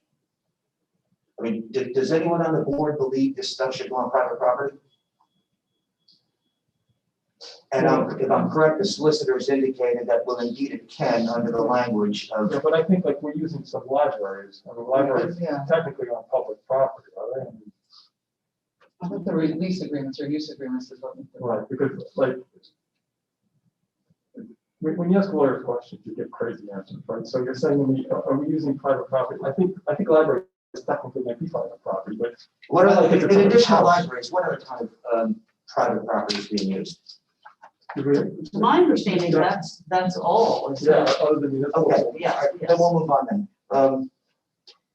You can check the list, because I don't want to mislead, but that's my understanding. I have checked the list, and it's either libraries or municipal buildings. These solar cameras that, let's be honest, may or may not arrive, am I correct? We have no certainty that these things are gonna go up in all of these places, am I correct? I don't have 100% certainty today, no. Has any effort or consideration been given to explore an alternative technology other than the human staffing of these things? There's all kinds of technology out there. What, is it solar or humans? That's the only two options. We have actually looked at some other capabilities. However, the expense was extraordinary, the timing was inadequate, and so yes, we have looked at some other things, but we didn't think that they'd be suitable from an expense or a timing perspective. And you reported those conclusions to the board? No, I have not. So the board is hearing that from the first time that, no, you've looked at other technology and concluded it didn't work and therefore just kept it with the solar. I mean, we actually looked at some in the beginning, but since we have found out that the solar panels were going to be somewhat delayed from what we had originally expected. Whose decision was it to use solar initially? Was that authorized or was that your decision? Well, you have to recognize that the staff evaluates things and makes a proposal. We voted on the proposal with the solar thing, so we technically authorized it. So when you say authorized, the board authorized that. Was there discussion of alternatives by the board? I don't recall that there was, but I think that, having had other discussions with the staff, I know that they looked into various things. I don't know all the details of what they looked into, but, you know, they looked into it, they examined, they made a recommendation, we approved the recommendation. That seems reasonable. Some of these drop boxes, are correct, are accessible 24 hours? Some of them, yes. If there are not cameras 24 hours, will they be staffed with humans 24 hours? Yes, Yes. that's what this motion is. Okay, We're not gonna vote yet, but. Yes, as long as these boxes are accessible to the public, they will be staffed. They will be staffed or they will have a camera, one or the other. That's- And these will be that's- county employees. Sorry, These will be all county employees? for police or county employees, yes. Okay. There was some mention of the Monarch, is that out? There was some of the Monarch temporary employees? Well, that wasn't part of the motion. May I have a comment as well? So if we have to staff them, they will not be available 24 hours a day. And that was actually in my proposal. We talked about potentially 8 in the morning till 8 in the evening. So that's a discrepancy of what your understanding is, what you just told me. No, that's not what I said at all, sir. I said thought you said we'll have it a would be staffed camera 24 or a hours, person. it was open 24 hours. I didn't mean to either misrepresent or interrupt there, but I'm almost certain that's what you said, but I put you mistake. May I add another It comment? wasn't what I said. You can look at the tape later. I will, Do you have any more questions? I do, just a couple. All right, let's go all the questions. Yeah, so I just want to make sure I have the understanding. If there are not cameras 24 hours, or there's not a camera at a Dropbox site, okay, that box will only be accessible to the public during the hours that it is being watched by a county employee, and not a temporary employee, but a county employee. Is that understanding correct? Yeah. There's some nuances there, I want to just tease out, I mean, you said a Please. temporary employee, if a temporary employee is hired by the county, they become a county employee. So I thought you mentioned an employment service. May I add a comment as well? So one of the things that I would say, the only people that can actually get to the voted ballots are the ballot retrieval teams. Even if a ballot drop box is staffed by a human, they will not have access to open and get to live ballot. I understand that, ma'am. Will they be keeping these, if they're human staff, will they be keeping hourly logs of what they observe and what they see? How will we know what this county employee is seeing if he doesn't keep some kind of a written record? Reasonable request? Ms. Jackson, do you have any thoughts on that? But that's certainly something that we could entertain, is giving them a log of things that they can monitor, certainly. Sort of like an hourly, like they would do it on a plant, anywhere, keep the hourly log books. Fair enough? Fair enough? That's fair. Employees, Thank you very much. something improper happening, that county employee is going to be directed to call that in. And so that it can be reported real time. Having the log that we look at later is less useful than, identifying the problem as it's happening, using their authority to try to prevent illegal activity, and to the extent they need backup support, calling for that backup and support real time. Thank you very much. Thank you, sir. Yes, sir. Oh, I'm sorry, I didn't realize you did have your hand up, I forgot when I looked at No, it, that's so. fine.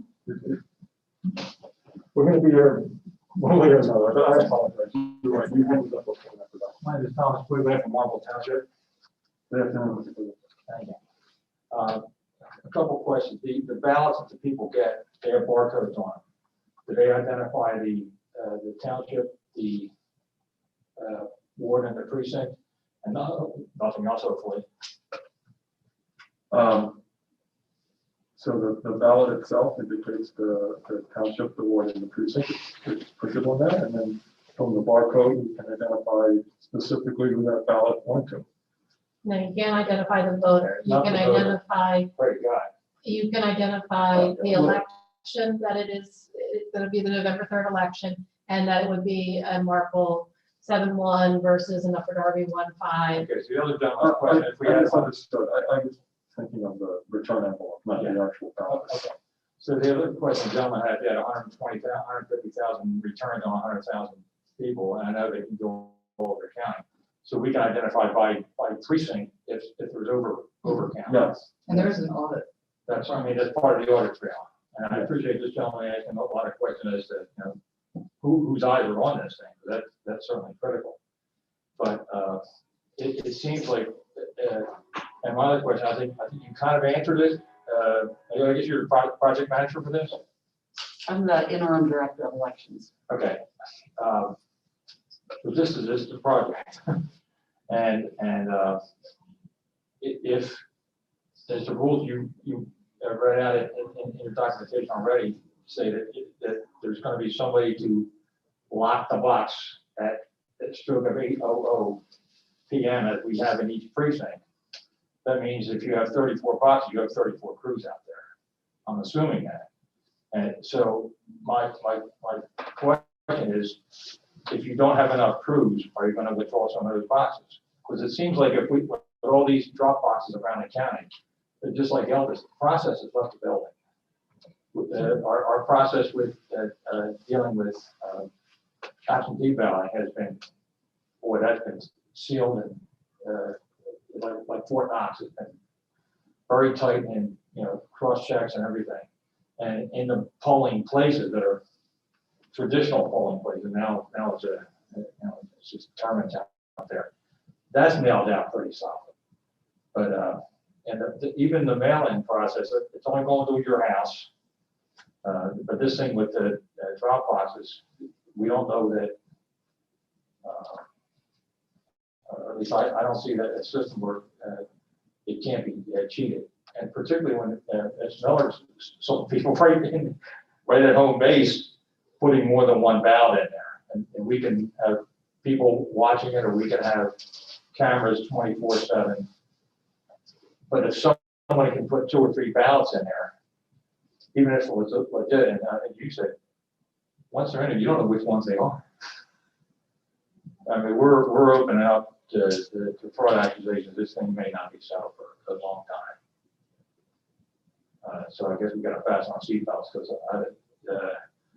but do you feel that there's, I know you're I guess the counsel for this whole process. Are you confident that the process is complete? Because this gentleman had some questions that appear to be unanswered yet, and I'm a little uneasy with the certitude of our results we're going to be turning in. I don't think there's a snowball's chance of how we're going to have the answer on election night for anything. My other question is, I'm not sure about this question. When are the ballots that are already turned in, either through mail or through the drop boxes, when are they going to start to get scanned? Because I understand there's a process in Chester where they're going to get scanned, but when does that begin? And 7 a.m. on election night. Okay. Well, are you talking about scanning them in as returned or scanning them in counted? Scan them in to actually process the vote. That's right. 7 a.m. election day. What Ms. Hagan was alluding to it. When the ballots come in, there's a return envelope, there's a barcode on the ballot, and they're recorded as receipt. I think the short system, the electronic system that records that the ballots have been received. Yeah, I understand that the voter actually gets responses that they've been received. That's all they're told, but that's all you can do right now until 7 a.m. that day. If the voter supplies an email, I don't want people who have not part of the registration provided an email worried that they're not getting that notice.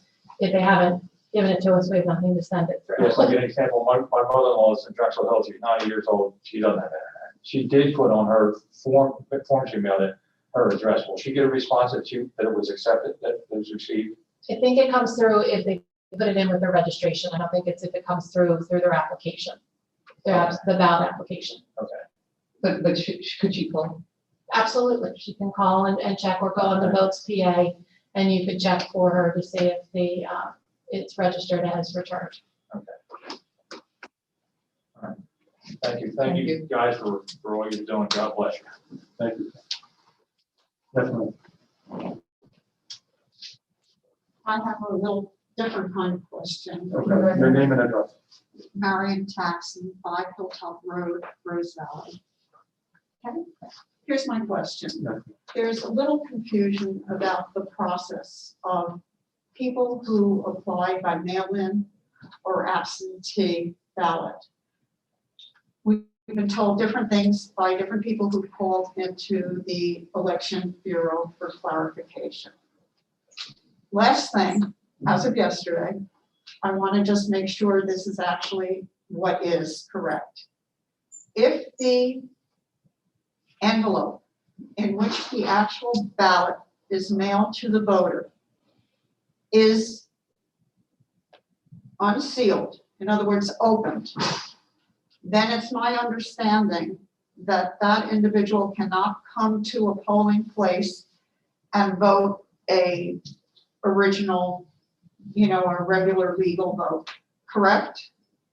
So my question is the following. Well, let's get an official answer, yes, just so, because this is public record. As Mr. long as Park? it's pristine, not opened, my So understanding if is. the question is, Oh, sorry, he can't the see. envelope that comes to the voter in the mail that has the 2 return ballot envelopes and the ballot itself in it, if that's unsealed for some reason, the mailing house that sent it out didn't get it properly sealed, that really has nothing to do with that voter's right to come to a polling place, turn their ballot and their declaration envelope over to the judge of elections in exchange for a regular ballot and vote that regular ballot. Person who receives those materials, any person who receives those materials who's applied to vote by mail and changes their mind, wants to vote in person, they can bring their ballot and the declaration envelope that they're supposed to put their ballot ultimately in, and they were returned as a mail-in ballot to their polling place, and turn those 2 items over to the judge of elections. The judge of elections will spoil the ballot in the envelope and give them an election day ballot to fill out and submit. So, Mr. Parks, just to make sure the answer is very clear, even though I thought that was clear, is the external envelope used to deliver the ballot to the voter, the sealing or unsealing of that, you were saying is not the pertinent information, correct. It's the it's the ballot itself and the secrecy The declaration. So it's 3 pieces. So therefore, what we were told yesterday was incorrect, and I just sent out a It's 2 blast. pieces. No, sorry. So it would be the secrecy envelope. It would be the Incorrect. declaration. No, not the I secret said that, seal. I said The that wrong. declaration envelope. It's the declaration. And the secrecy one, the white one that you usually have to put in the voted ballot, and seal it. There's usually 3 envelopes. The outer one that's mailed to the voter, Correct. which I think has some kind of code on it, to identify it, the initial one. Voter opens it. Inside, there should be the ballot that voter wants to vote, correct? Yes. In order Plus for it to, 2 other envelopes. then in addition to that is the white one that you have to enclose your voted ballot. That's called the And secrecy. then in addition to that is the declaration one, where on the Correct. outside, you need to sign your name, date it, etc. And I think from what I'm hearing you're telling me that if a voter mistakenly opened that initial mailing from the Bureau of Elections and has all those 3 items with them, but the envelope is open, that is not then at the discretion of the judge of elections to determine whether they can vote a regular ballot or a provisional ballot. Do you That's understand what correct. I'm? The judge of elections will have to take the ballot, the mail-in ballot, and the declaration envelope and take those from the voter. And if the voter presents those, and the voter's in the book. And the voter can receive a regular ballot. Now, if the voter is from Montgomery County and tries to come in and present their Montgomery County ballot and their Montgomery County declaration envelope, then they're not going to be getting the Delaware County, Aston 1-3 ballot to go vote on a machine. But assuming the voter is otherwise registered in that precinct and in the book, yes, they can swap them out. So, and Outside envelope that contains all of this and comes to the voter is irrelevant. So let me just try to make it really simple for you.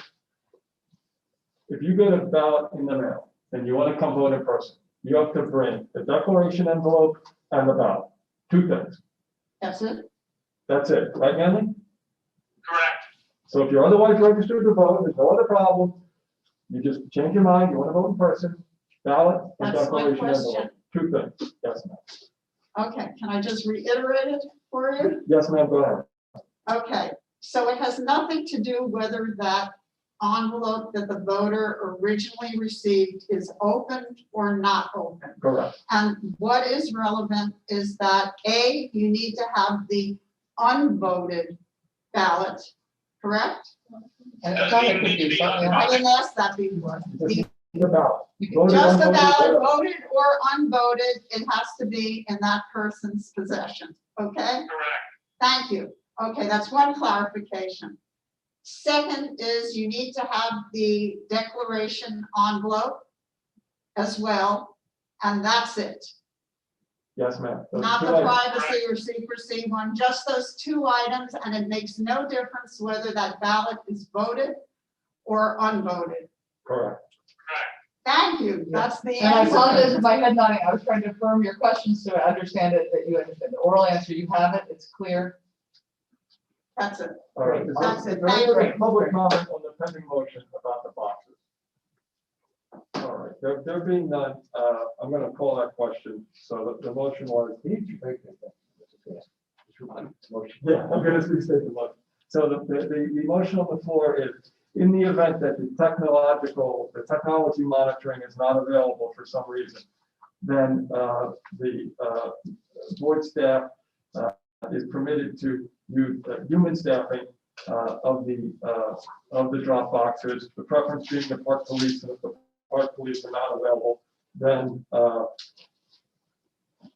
the Board of Elections employees.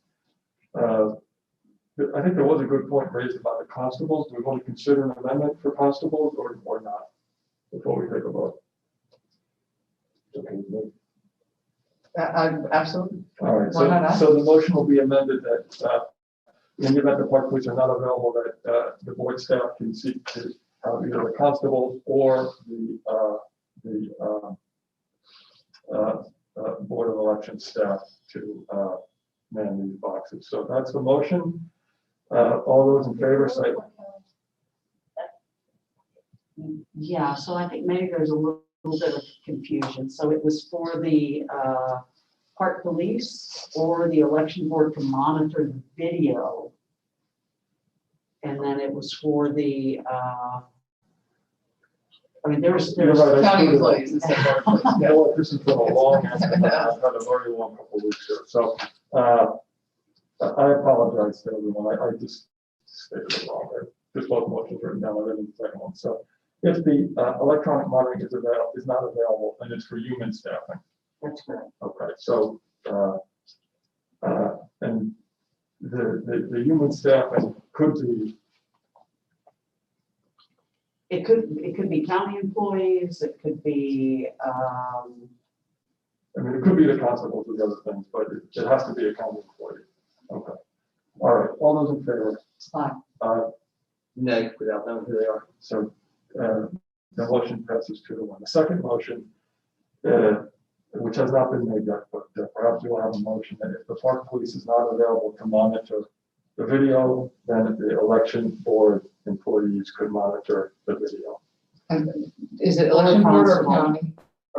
Is the election board specifically good? Just want to make sure that the board is clear. Okay. Yeah. And you want to add in there the possibility of the constables? Sure. So, So second, so motion made and seconded, we'll call it for vote. If the park police is not available to monitor video, then the election board employee or constable can monitor the video. All those in favor say aye. Aye. Aye. That motion carries 3-0. All right, I think we don't have, do we have anything more on this, old business? I just have a question. The detailed chain of custody paperwork, is that done yet? Can I get a blank one of that?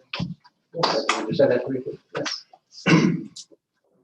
New business, number one, is the, change of polling places, Mr. Savage. Good afternoon. Good afternoon, sir. After last week's meeting, there was some public comment submitted and also received direct phone calls the next day regarding Upper Darby 3-9. Reached out to the municipal leaders and they've agreed to move Upper Darby 3-9 from the private residence where it's currently contained to Hillcrest Elementary School. So recommending that as a bipartisan agreement. Okay. Springfield 2-1. Remember, you took action on this last week in an either or type situation. Since we had more time and were able to discuss it more between the two municipal leaders and myself, O'Leary was not available, which was the initial approval. And they both agreed that the office suites at Stony Creek, which is where Springfield 2-3 precinct already votes, was a more appropriate location than the alternative, the original alternative of Springfield High School. So I'd like to present a bipartisan agreement to move Springfield 2-1 to the office suites at Stony Creek. Additionally, this was a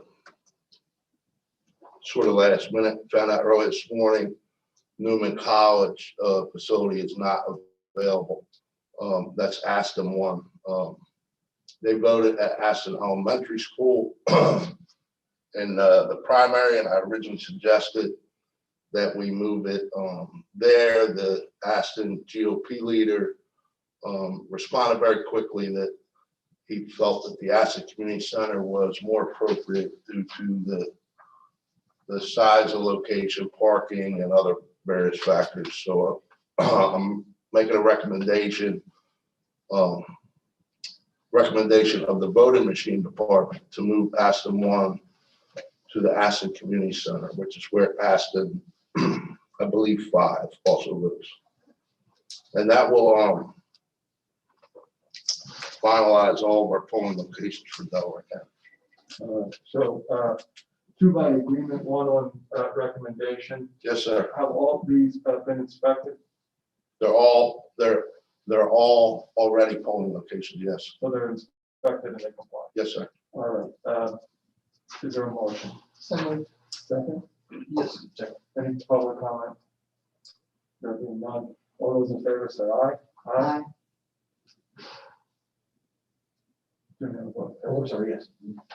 So 3-0, the motion passes and those three locations change. And Mr. Savage, you said it before, but Yeah. it's an incredible amount of work. Really amazing. To get these places changed. And you deserve congratulations. And I think also it's worth noting that as it has been observed that this is an election that people are very exceptionally passionate about. And I think it's a great credit to you that you've been able to get probably 90% of these or more by bipartisan agreement. And it's a credit to the political leadership within the county that they're able to work together on important things like a polling place and making sure that there is a means for people to vote and that it's fair.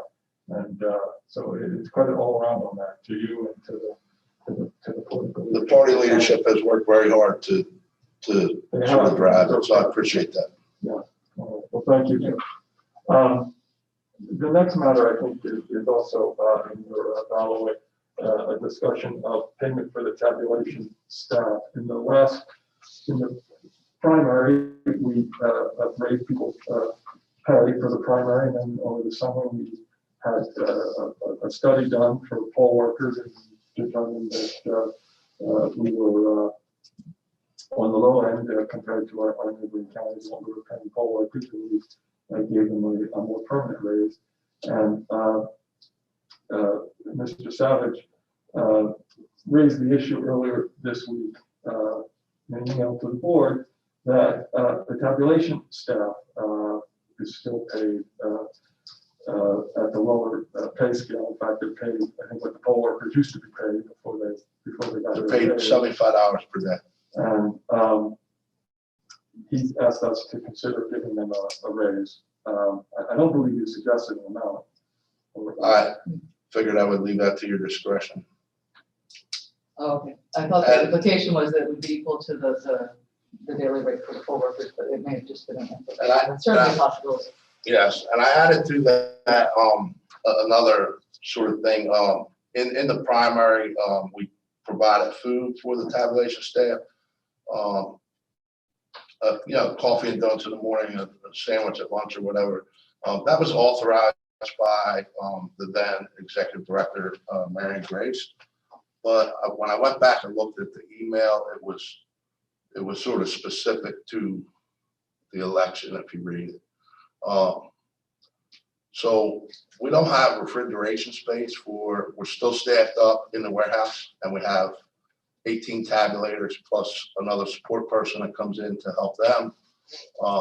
So it's impractical for people to bring meals, and it would break the day up worse to take a longer lunch break so people could go out to eat.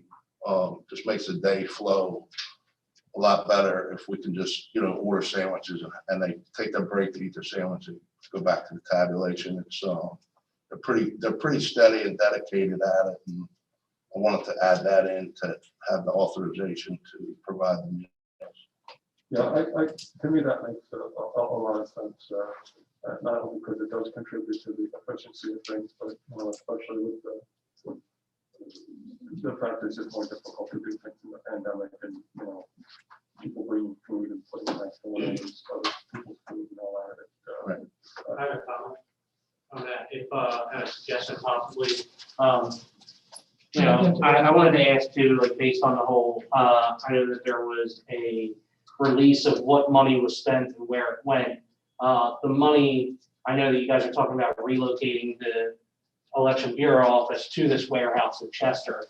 The money that's being used to buy all this new furniture and everything like that, why can't the original furniture be used and then this money go towards, let's say, raising the rate for the poll workers and then the tabulator counters? And I mean, if that's where it's gonna be, hey, why can't you get the tabulators, you know, a refrigerator? I mean, this is only gonna be used for a short time to do this stuff. There's no reason to spend an exorbitant amount of money on something that's only gonna be open for a short time every year or 4 years.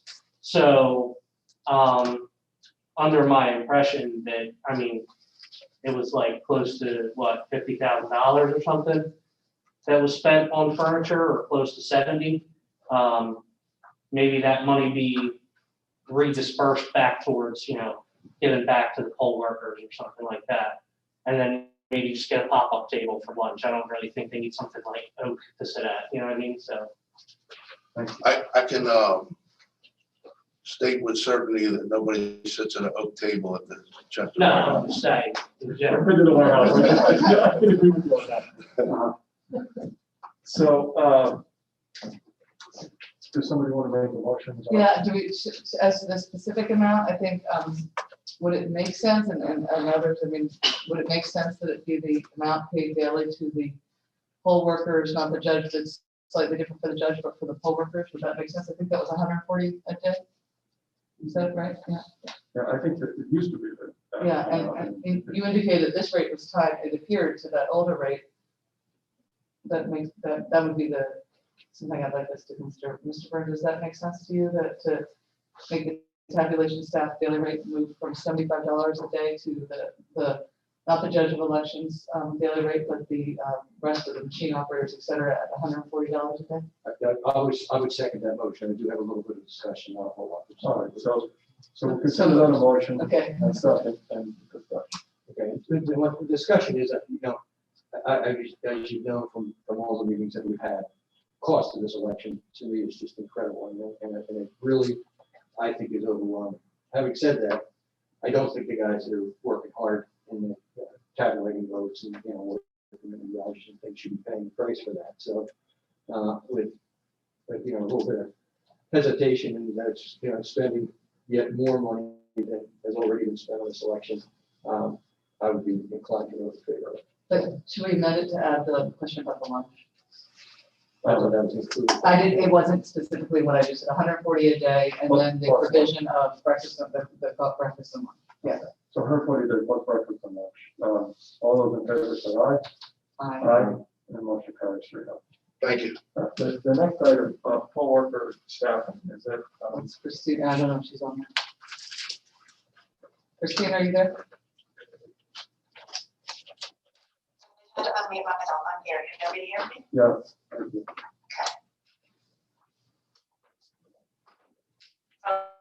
What I would like to do, and I don't want anybody to see the proposal, is we have 408 precincts in Delaware County. In the general motion, we'll have approximately 130 different locations. These locations will have, as you know, we've got just tremendous energy about House elections, so we really want to make sure we do everything to keep those sites clean and keep those sites tidy and keep the lines orderly. We have 5 to 6 polling locations, poll workers working inside. And my idea is to maybe see if we can get an election board assistant. This would not be a member of the election board because the state has kind of dictated what we can do there. This would allow for us to actually pay someone to help with the Joe breaking up and putting up and setting up equipment, moving tables, moving chairs, helping to enforce social distancing, helping to wipe down pens, wipe down tables, wipe down voter booths, things that people are touching throughout the day, help maintaining a social distance, assisting voters, and basically assisting the Joes. They would not be board members, they would be helpers only. They cannot be poll watchers. So they would, you know, they can either be a poll watcher or you can help in this fashion, you cannot do both. And I do think they should be paid, and I've allotted some payment compensation ideas down there, but I welcome any of your ideas or thoughts in regard to this. My first question, I guess, would be to both Manley and to you, is it legal? I mean, if the code says who we can hire there and what they can do, is this even legal? So I will address that. I've looked at this carefully and worked with Christina to develop a proposal that I believe falls within the parameters permitted by the election code. The code dictates who comprises the local election board. The code does not say that the county board of elections can't provide additional resources or additional hands on deck to the board in this kind of helper capacity. So I believe this complies. I think if you try to add a different position or another position to a local election board, that would not comply. And that's why it's framed as a helper who is not part of the local election board.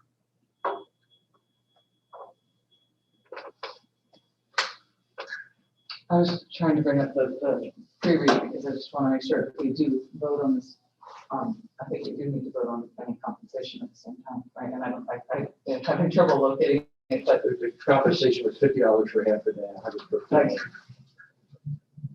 day. To me, it seems like a slippery slope. I mean, part 1.3 talks about helping maintaining social distancing and assisting voters, and it also allows poll workers to kind of renounce their idea of being a poll worker that day and then be an assistant. I just think Sir, I think you're incorrect, I'm sorry, it's poll watchers. poll watcher. Okay, Poll that's what- that's what- watchers, yes. You're So right. basically, a poll watcher works outside, Yeah, a poll worker works inside. We don't want to marry the two, we want to keep them separate. yes, I'm very familiar with what the two are, and I apologize, but I still think it's a very slippery slope, and I just think it's not something that we've ever needed for, 250 years, and I don't think we need now. I mean, I read the pre-read and understood it to be a safety in the pandemic where we expect to have unbelievably high, as indicated here as well, voter turnout. So I think it was designed to help. But how much are we going to spend on this unbelievably high total voter turnout? I mean, we have all these election boxes. We can turn votes in. starting now. You can mail votes in. I mean, how much could it possibly be? I just think there's gotta be enough spending money. And I know. We're on our last vote, I think, or maybe our last meeting before the election, so we may be at the last point, but can you please remind me of the total that you were proposing? The only reason I said it, because I think the worst thing that could happen is people feeling that they got, and I don't, that they had a safety concern about going to the polls. So to me, an area not just skimp would be this, but that's a fair question. The cost is overall. 330 times 100, Yeah. $33. Yeah, so this would cost, and again, we are not certain, we're gonna do our best to gather up these volunteers, but there's a chance that we may not have all of them. So again, we might only wind up with 200 for the larger precincts. And again, I also put in the proposal how I think it would be best to break that down if we don't have, we'd have to play favorites. And that would be based on polling locations. I have priorities there that I put in there. I'm sure you can see that. If you have any questions as to how they arose, I think Yeah, no, you clearly laid out the priorities. What was the impetus for this role? As preparing the plans for the election, what brought this to be that you would research and put together a proposal for this board? Since September 10th, I've been contacting poll workers, some by mail, some by phone, some by email. And many of the conversations that I've had with poll workers are their concerns about safety measures and their concerns about additional traffic. Their concerns about poll watchers outside. Judges of elections and poll workers are concerned about the possibility that they may need more help, specifically because there is such a likelihood for a high turnout. And this is a wonderful thing. It's something we do not have. And I do agree, Jim, Mr. Byrne, I'm sorry. You're correct. In Pennsylvania, as a general rule, there has not been a lot of money thrown towards elections. Clearly, that is something that the legislature should look at and say, hey, you know what, we really have a lot of people interested in this now. We need to put more money toward it.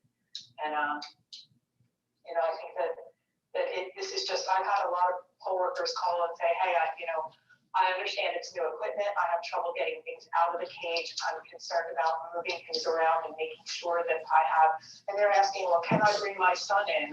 Or can I have the campaign person that's working outside come in and help? And I'm telling them, no, you cannot do that. By law, you cannot. But as the question comes up again and again and again, it has led to a thought that there might be a need for something like this with your commission.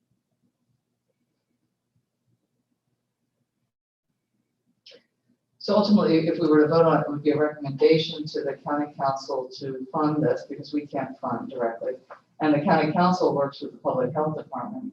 So the recommendation could include some consideration because the impetus for me considering this so seriously, which I am, is this notion of if we think that the poll workers, even with the training that I'm sure will be excellent, are going to be still dealing with new equipment, new conditions in terms of the pandemic again, and high voter turnout, to have them distracted by spraying down, the kiosks, wiping down the pens, making sure everybody outside, someone comes in and says, people aren't 6 feet, I understood from your period, some people aren't 6 feet separated in line, they're all converging. Somebody who can go out, has the capacity to go out and remind people to stay socially distant seems valuable to me, but ultimately, I'm not clinical and I'm not the funder itself. I would seriously consider it as a recommendation for those reasons. I don't know if others want to comment. I mean, I'd like your views. This is, to me, that's where my thinking is right now. It's a public meeting. I agree with Jim. I think it's a lot of money. But at the same time, I know that a lot of poll workers are very concerned about the sanitary conditions, the health conditions inside the precinct, and it kind of makes sense. $33,000 is a lot of money, but we're also spending, I don't know what the total number is, without going back to every vote we're taking, but we're spending multiples of that. And it's not that much more to kind of give additional assurance that things will go smoothly. And if people have in the precinct, the more people are working the books, they will give a little attention to working the books and make sure that they're accurately checking in the voters. They'll have to also be wiping down the pens or washing down the counters. So I think I'm inclined to support it. Your thoughts on all of My thoughts are really just what I had said to you already. I mean, there's got to come a time when, if we have 100,000 people that already voted, that have already asked for ballots, the ballots been sent to. We've got 34 boxes at hundreds of thousands of dollars. I kind of lost track. I was asking for it. I'd like to get this to, if I could again, the rolling count on where we were. I think we were up to about 4 or 5 million at least. Just another 33,000 is 33,000 more than a lot of people make any year. So I just think that I think it's overkill and it's just money could be used in a much better way. So, what do you think? Want to make a motion? I will move with the caveats that be a recommendation to the county council, because it has to be legally, I believe. And then second, that the recommendation include consideration of consultation with the health department about the clinical concern, the clinical safety concerns raised by the plant and the need for the workers. Second? I'll second it, but So a motion made and seconded. Do we want to have additional discussion? Everybody's kind of certainly said. I don't. Okay. Is there any public comment? All right, we'll call a question. All those in favor of a request of the county council to provide funding for additional precinct helpers to maintain cleanliness in the polling places. All of them in favor, say aye. Aye. Nay. Aye. So carried 2 to 1. All right. That's the end of the new business. I have one more, I'm sorry. Oh, go ahead. Okay, the second one is, and this is a little forward thinking. We're in the middle of a pandemic, and what I think would be best to do, if you agree, would be to have a list of backup poll workers that are on call. These poll workers would be willing to travel anywhere. They'd be trained in advance, and they would be on call from 6 a.m. until noon on election day. The hope is that if we do have a cancellation because someone wakes up with a fever and they can't go into work, or someone has an issue and something happens and they do not show up, this will give us an emergency list where we can call poll workers up and say, you go over to here, this is your assignment, and they're good to go. We don't have to worry about fumbling around to try to find workers at the last minute. These would not be curbside workers. These would simply be a secondary emergency list because we have potential COVID complications that could impact the ability of workers to show up on election day. I think that's a good idea. I don't know, we need to take a vote on that. I think that's I think they should something be we've done in the past. It's another, so what I'd like to see is if you would grant permission to secure, train, and pay an additional, I thought on the conservative end, 125 workers that could staff 25 precincts if we have, an issue where we really have a full breakdown in an area, we can get those precincts staffed right away.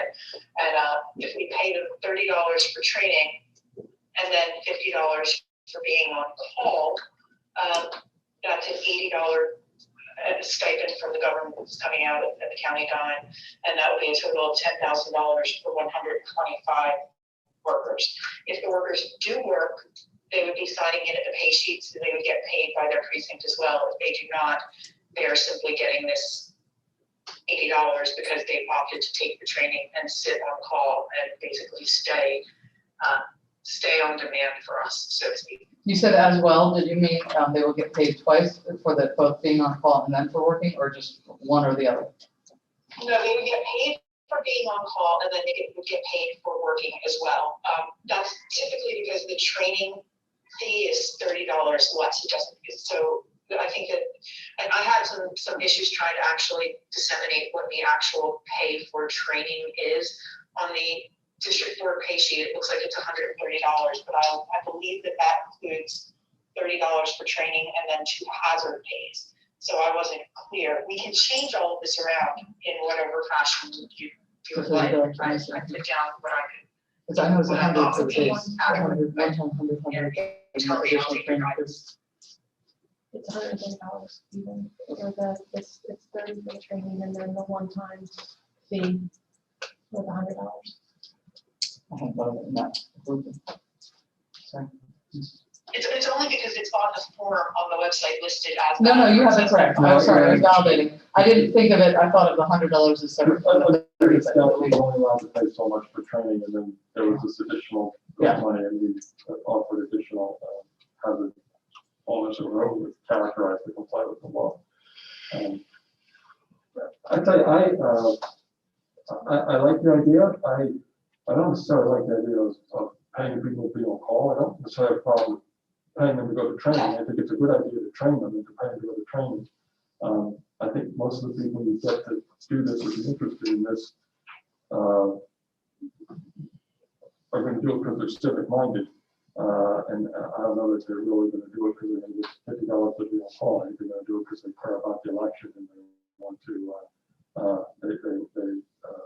want to do it. So that's my initial thought. I'm interested in what other people think. Yeah, I'm the same way. I mean, we've been holding elections for a long time, and we never needed this before. We don't need any additional expense. I mean, well, there's got to be an end to it. I mean, it just has to be an end.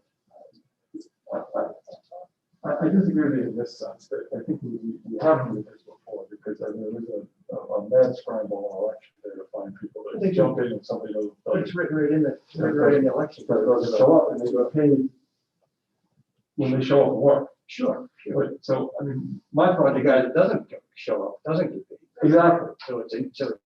Now here what we're going to just going to have these extra workers, and then we're going to have some extras that are even on call. So I don't know. I guess we're just in a different philosophy. I just think, well, it's got to be a steward of money. You can't just keep giving money away. Not you personally. I mean, No, I think you're actually kind of agreeing. I'm saying I don't want to pay people to be on call, but I would pay people to train them, because then we have trained people that can walk in and do the job. Like if they're going to come to the training sessions in order to be qualified to be called up on election day, I could see paying them to come to the training sessions, because then they're not qualified. what's the training session? Is that? They get 130 The training is 30, but then there's the one-time $100 fee for doing for the the, videos. yeah. So the training is showing up, and then you got to watch the videos, and if you watch the videos, you get this bonus money for watching the videos, so that you're fully trained. I really don't like the idea, but I mean, I don't want it to get people trained.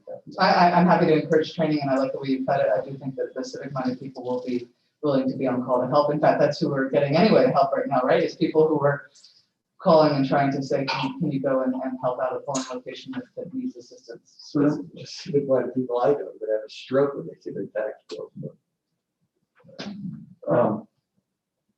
So with your amendment, I think. So this is COVID right now, I'm comparing with the tax bill, but It's COVID money this year, but I know it won't go away. You know, but we'll see. we'll see if it qualifies for COVID money. I have some questions that how many things qualify.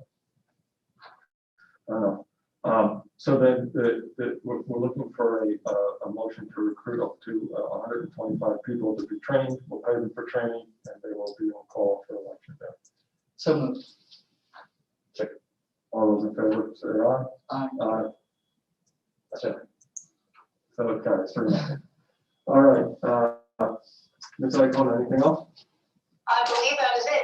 Just so that is approved, and is that 130 on the training or just 30 on the training and then the rest? No, 130, the full. 130, oh, okay. For the video, you have to do the videos to get the other money. Yeah, the same requirements. The same requirements as the regular report. Okay, all right, thank you very much. Thank you.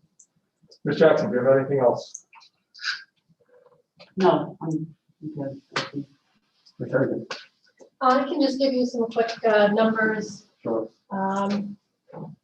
As of this morning, I was able to have a staff member run a report. I'm honestly having problems with my computer with the state system, so I cannot give the numbers I would like to. But as of this morning, we had processed 122,400 ballots requests.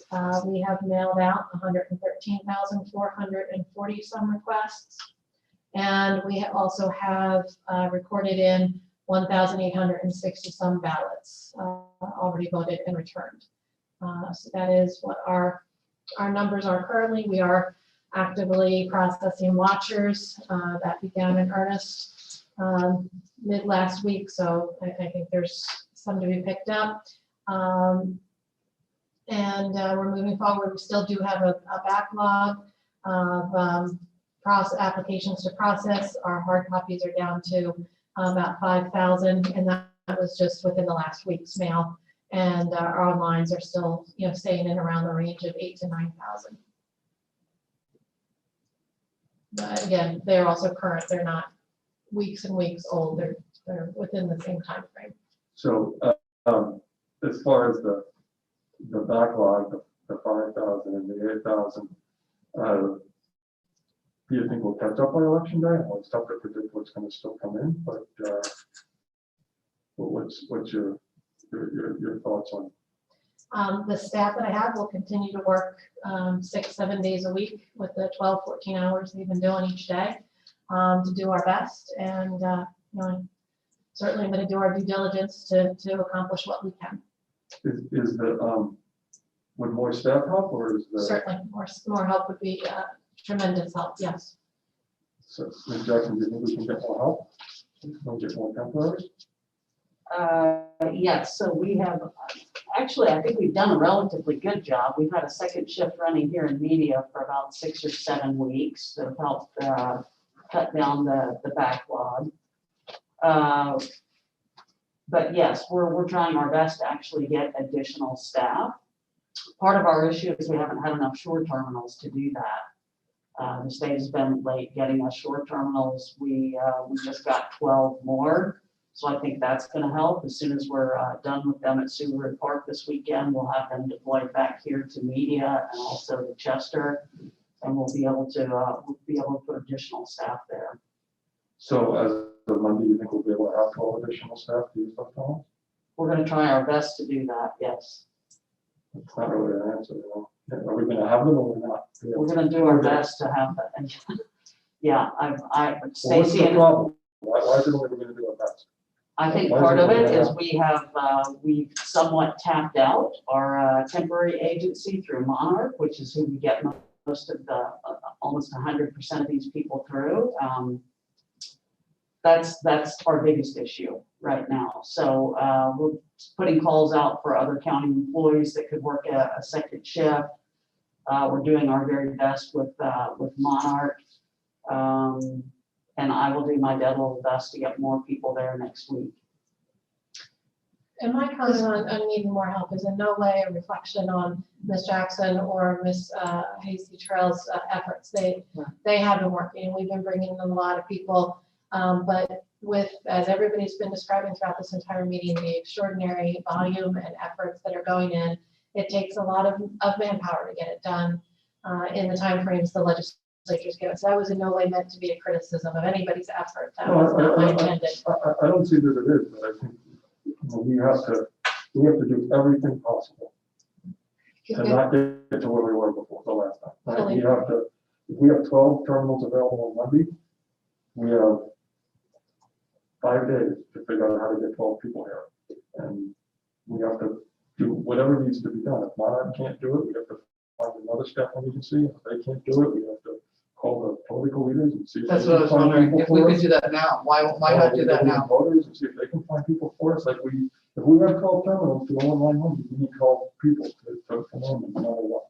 Is there any hesitation on, if you know from the HR department, on calling the party leaders? Is that something that the board or others can assist with? And Hagan's in touch with them. I mean, if there's staff needed, there's certainly individuals from both parties, I'm sure, who would appreciate a salary right now in this difficult time. And League of Women Voters and our other. And League of Women Voters. Community that know people who want to make sure the election goes smoothly and they can help identify people who might want to come in and do it. Yes, I can certainly talk with our HR personnel about doing that. I don't know if there's any liability about doing that. But No, they would have to go through the normal hiring process, right? They would be hired and trained. Help you find people. Yeah. I think you hear our point is all, please make sure that if there's any limitations on that, there shouldn't be, as long as they're legally hired, they're trained, all the appropriate steps are taken. The call out for assistance, if anybody's still listening, the call for assistance is there. And this is a paid position, right? This is not a volunteer position. Absolutely, it's a paid position, yes. And, you know, Ms. Hagan's staff is working 12 hours a day and 14 hours a day. If we can get them a more reasonable work day by getting more people, I'm all for that too. They have really done extraordinary amount of work for 8 months now. And it's not how much more we can ask. We really have to do whatever it takes to get every single terminal staff, get people into control. All right, thank you. Ms. Hagan, anything else? No, that's all I have to report. Thank you. Thank you. Mr. Savage, do you have anything else? I would just notify the board that our deadline for completion of logic and accuracy testing of the precinct level equipment is end of business this coming Monday. We completed that this afternoon. I will notify the state tomorrow. Congratulations. Thank you. The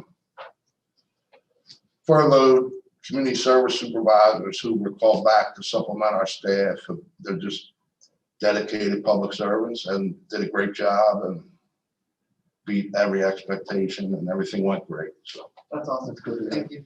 Thank you. Ms. Winterbottom. Yes, so Monday is our last day to register. Applications have to be in our office on Monday at the end of business or online, submit it with the signature. What time is that the business? So 11:59, and then the state system shuts that off. Okay. We have been working really hard to get caught up, so our mail has been caught up to today. Today we had a lot of mail from the holiday yesterday. We have everybody on our online batches, which is everything from new registration, change of address, out of counties, moved in county, anything deceased, all that. So we're currently working through that. And I'm going to say we're in approximately 5,000 range. Not all of them have to be processed. They can't be processed because a lot of them are waiting to get back their signature letter that they have to sign. They couldn't submit a signature online. So those are part of those 5,000 too, already submitted. We currently have, earlier today when I ran it, 417,000 eligible total registered voters. From June 3rd to today, we have processed approximately 60,000 applications, new address change, name change, party change. We have been running our printer for the polling place changes. So they have been constantly been printed, sealed, and mailed. So I will get the ones that were approved today, if they have changed from the historical location, and get those cards out. And it will take approximately 24 hours for the state votes PA to show the polling place changes if someone were to look up the record. So it won't show tonight when I change them. They say it takes approximately 24 hours. That's about all I have. Do you understand that from your report that other than the changes today, all the other changes are in the mail? All the other, yeah, The well, prior changes, the changes. we To did vote. today. they're still being sealed as we speak. They're still even printing as we speak, Okay. yes. We have one printer that prints them, because we have to have the other printer if someone came to our counter. So right now we're open to the public till 8. So I can't run both printers with the ID card, so that's what takes a little bit more time. Okay, so we changed 3 more precincts today, so that's another 3,000. When would you estimate that you'll have all the precinct change cards out? I'm hoping by Thursday. Okay, so people will have 2.5 weeks notice. In Yeah. the worst case scenario, some of them got them weeks ago. but Yeah. Some of them were 2.5 weeks. Okay. All right, anyone else have questions for Crystal? All right. No, nice work. Thank Well, you. thank you. Thank you to everyone down there for working so hard as well. We appreciate it. All right. Any other business? From the board? Any other public comment? All right, with that, you're done. Thank you.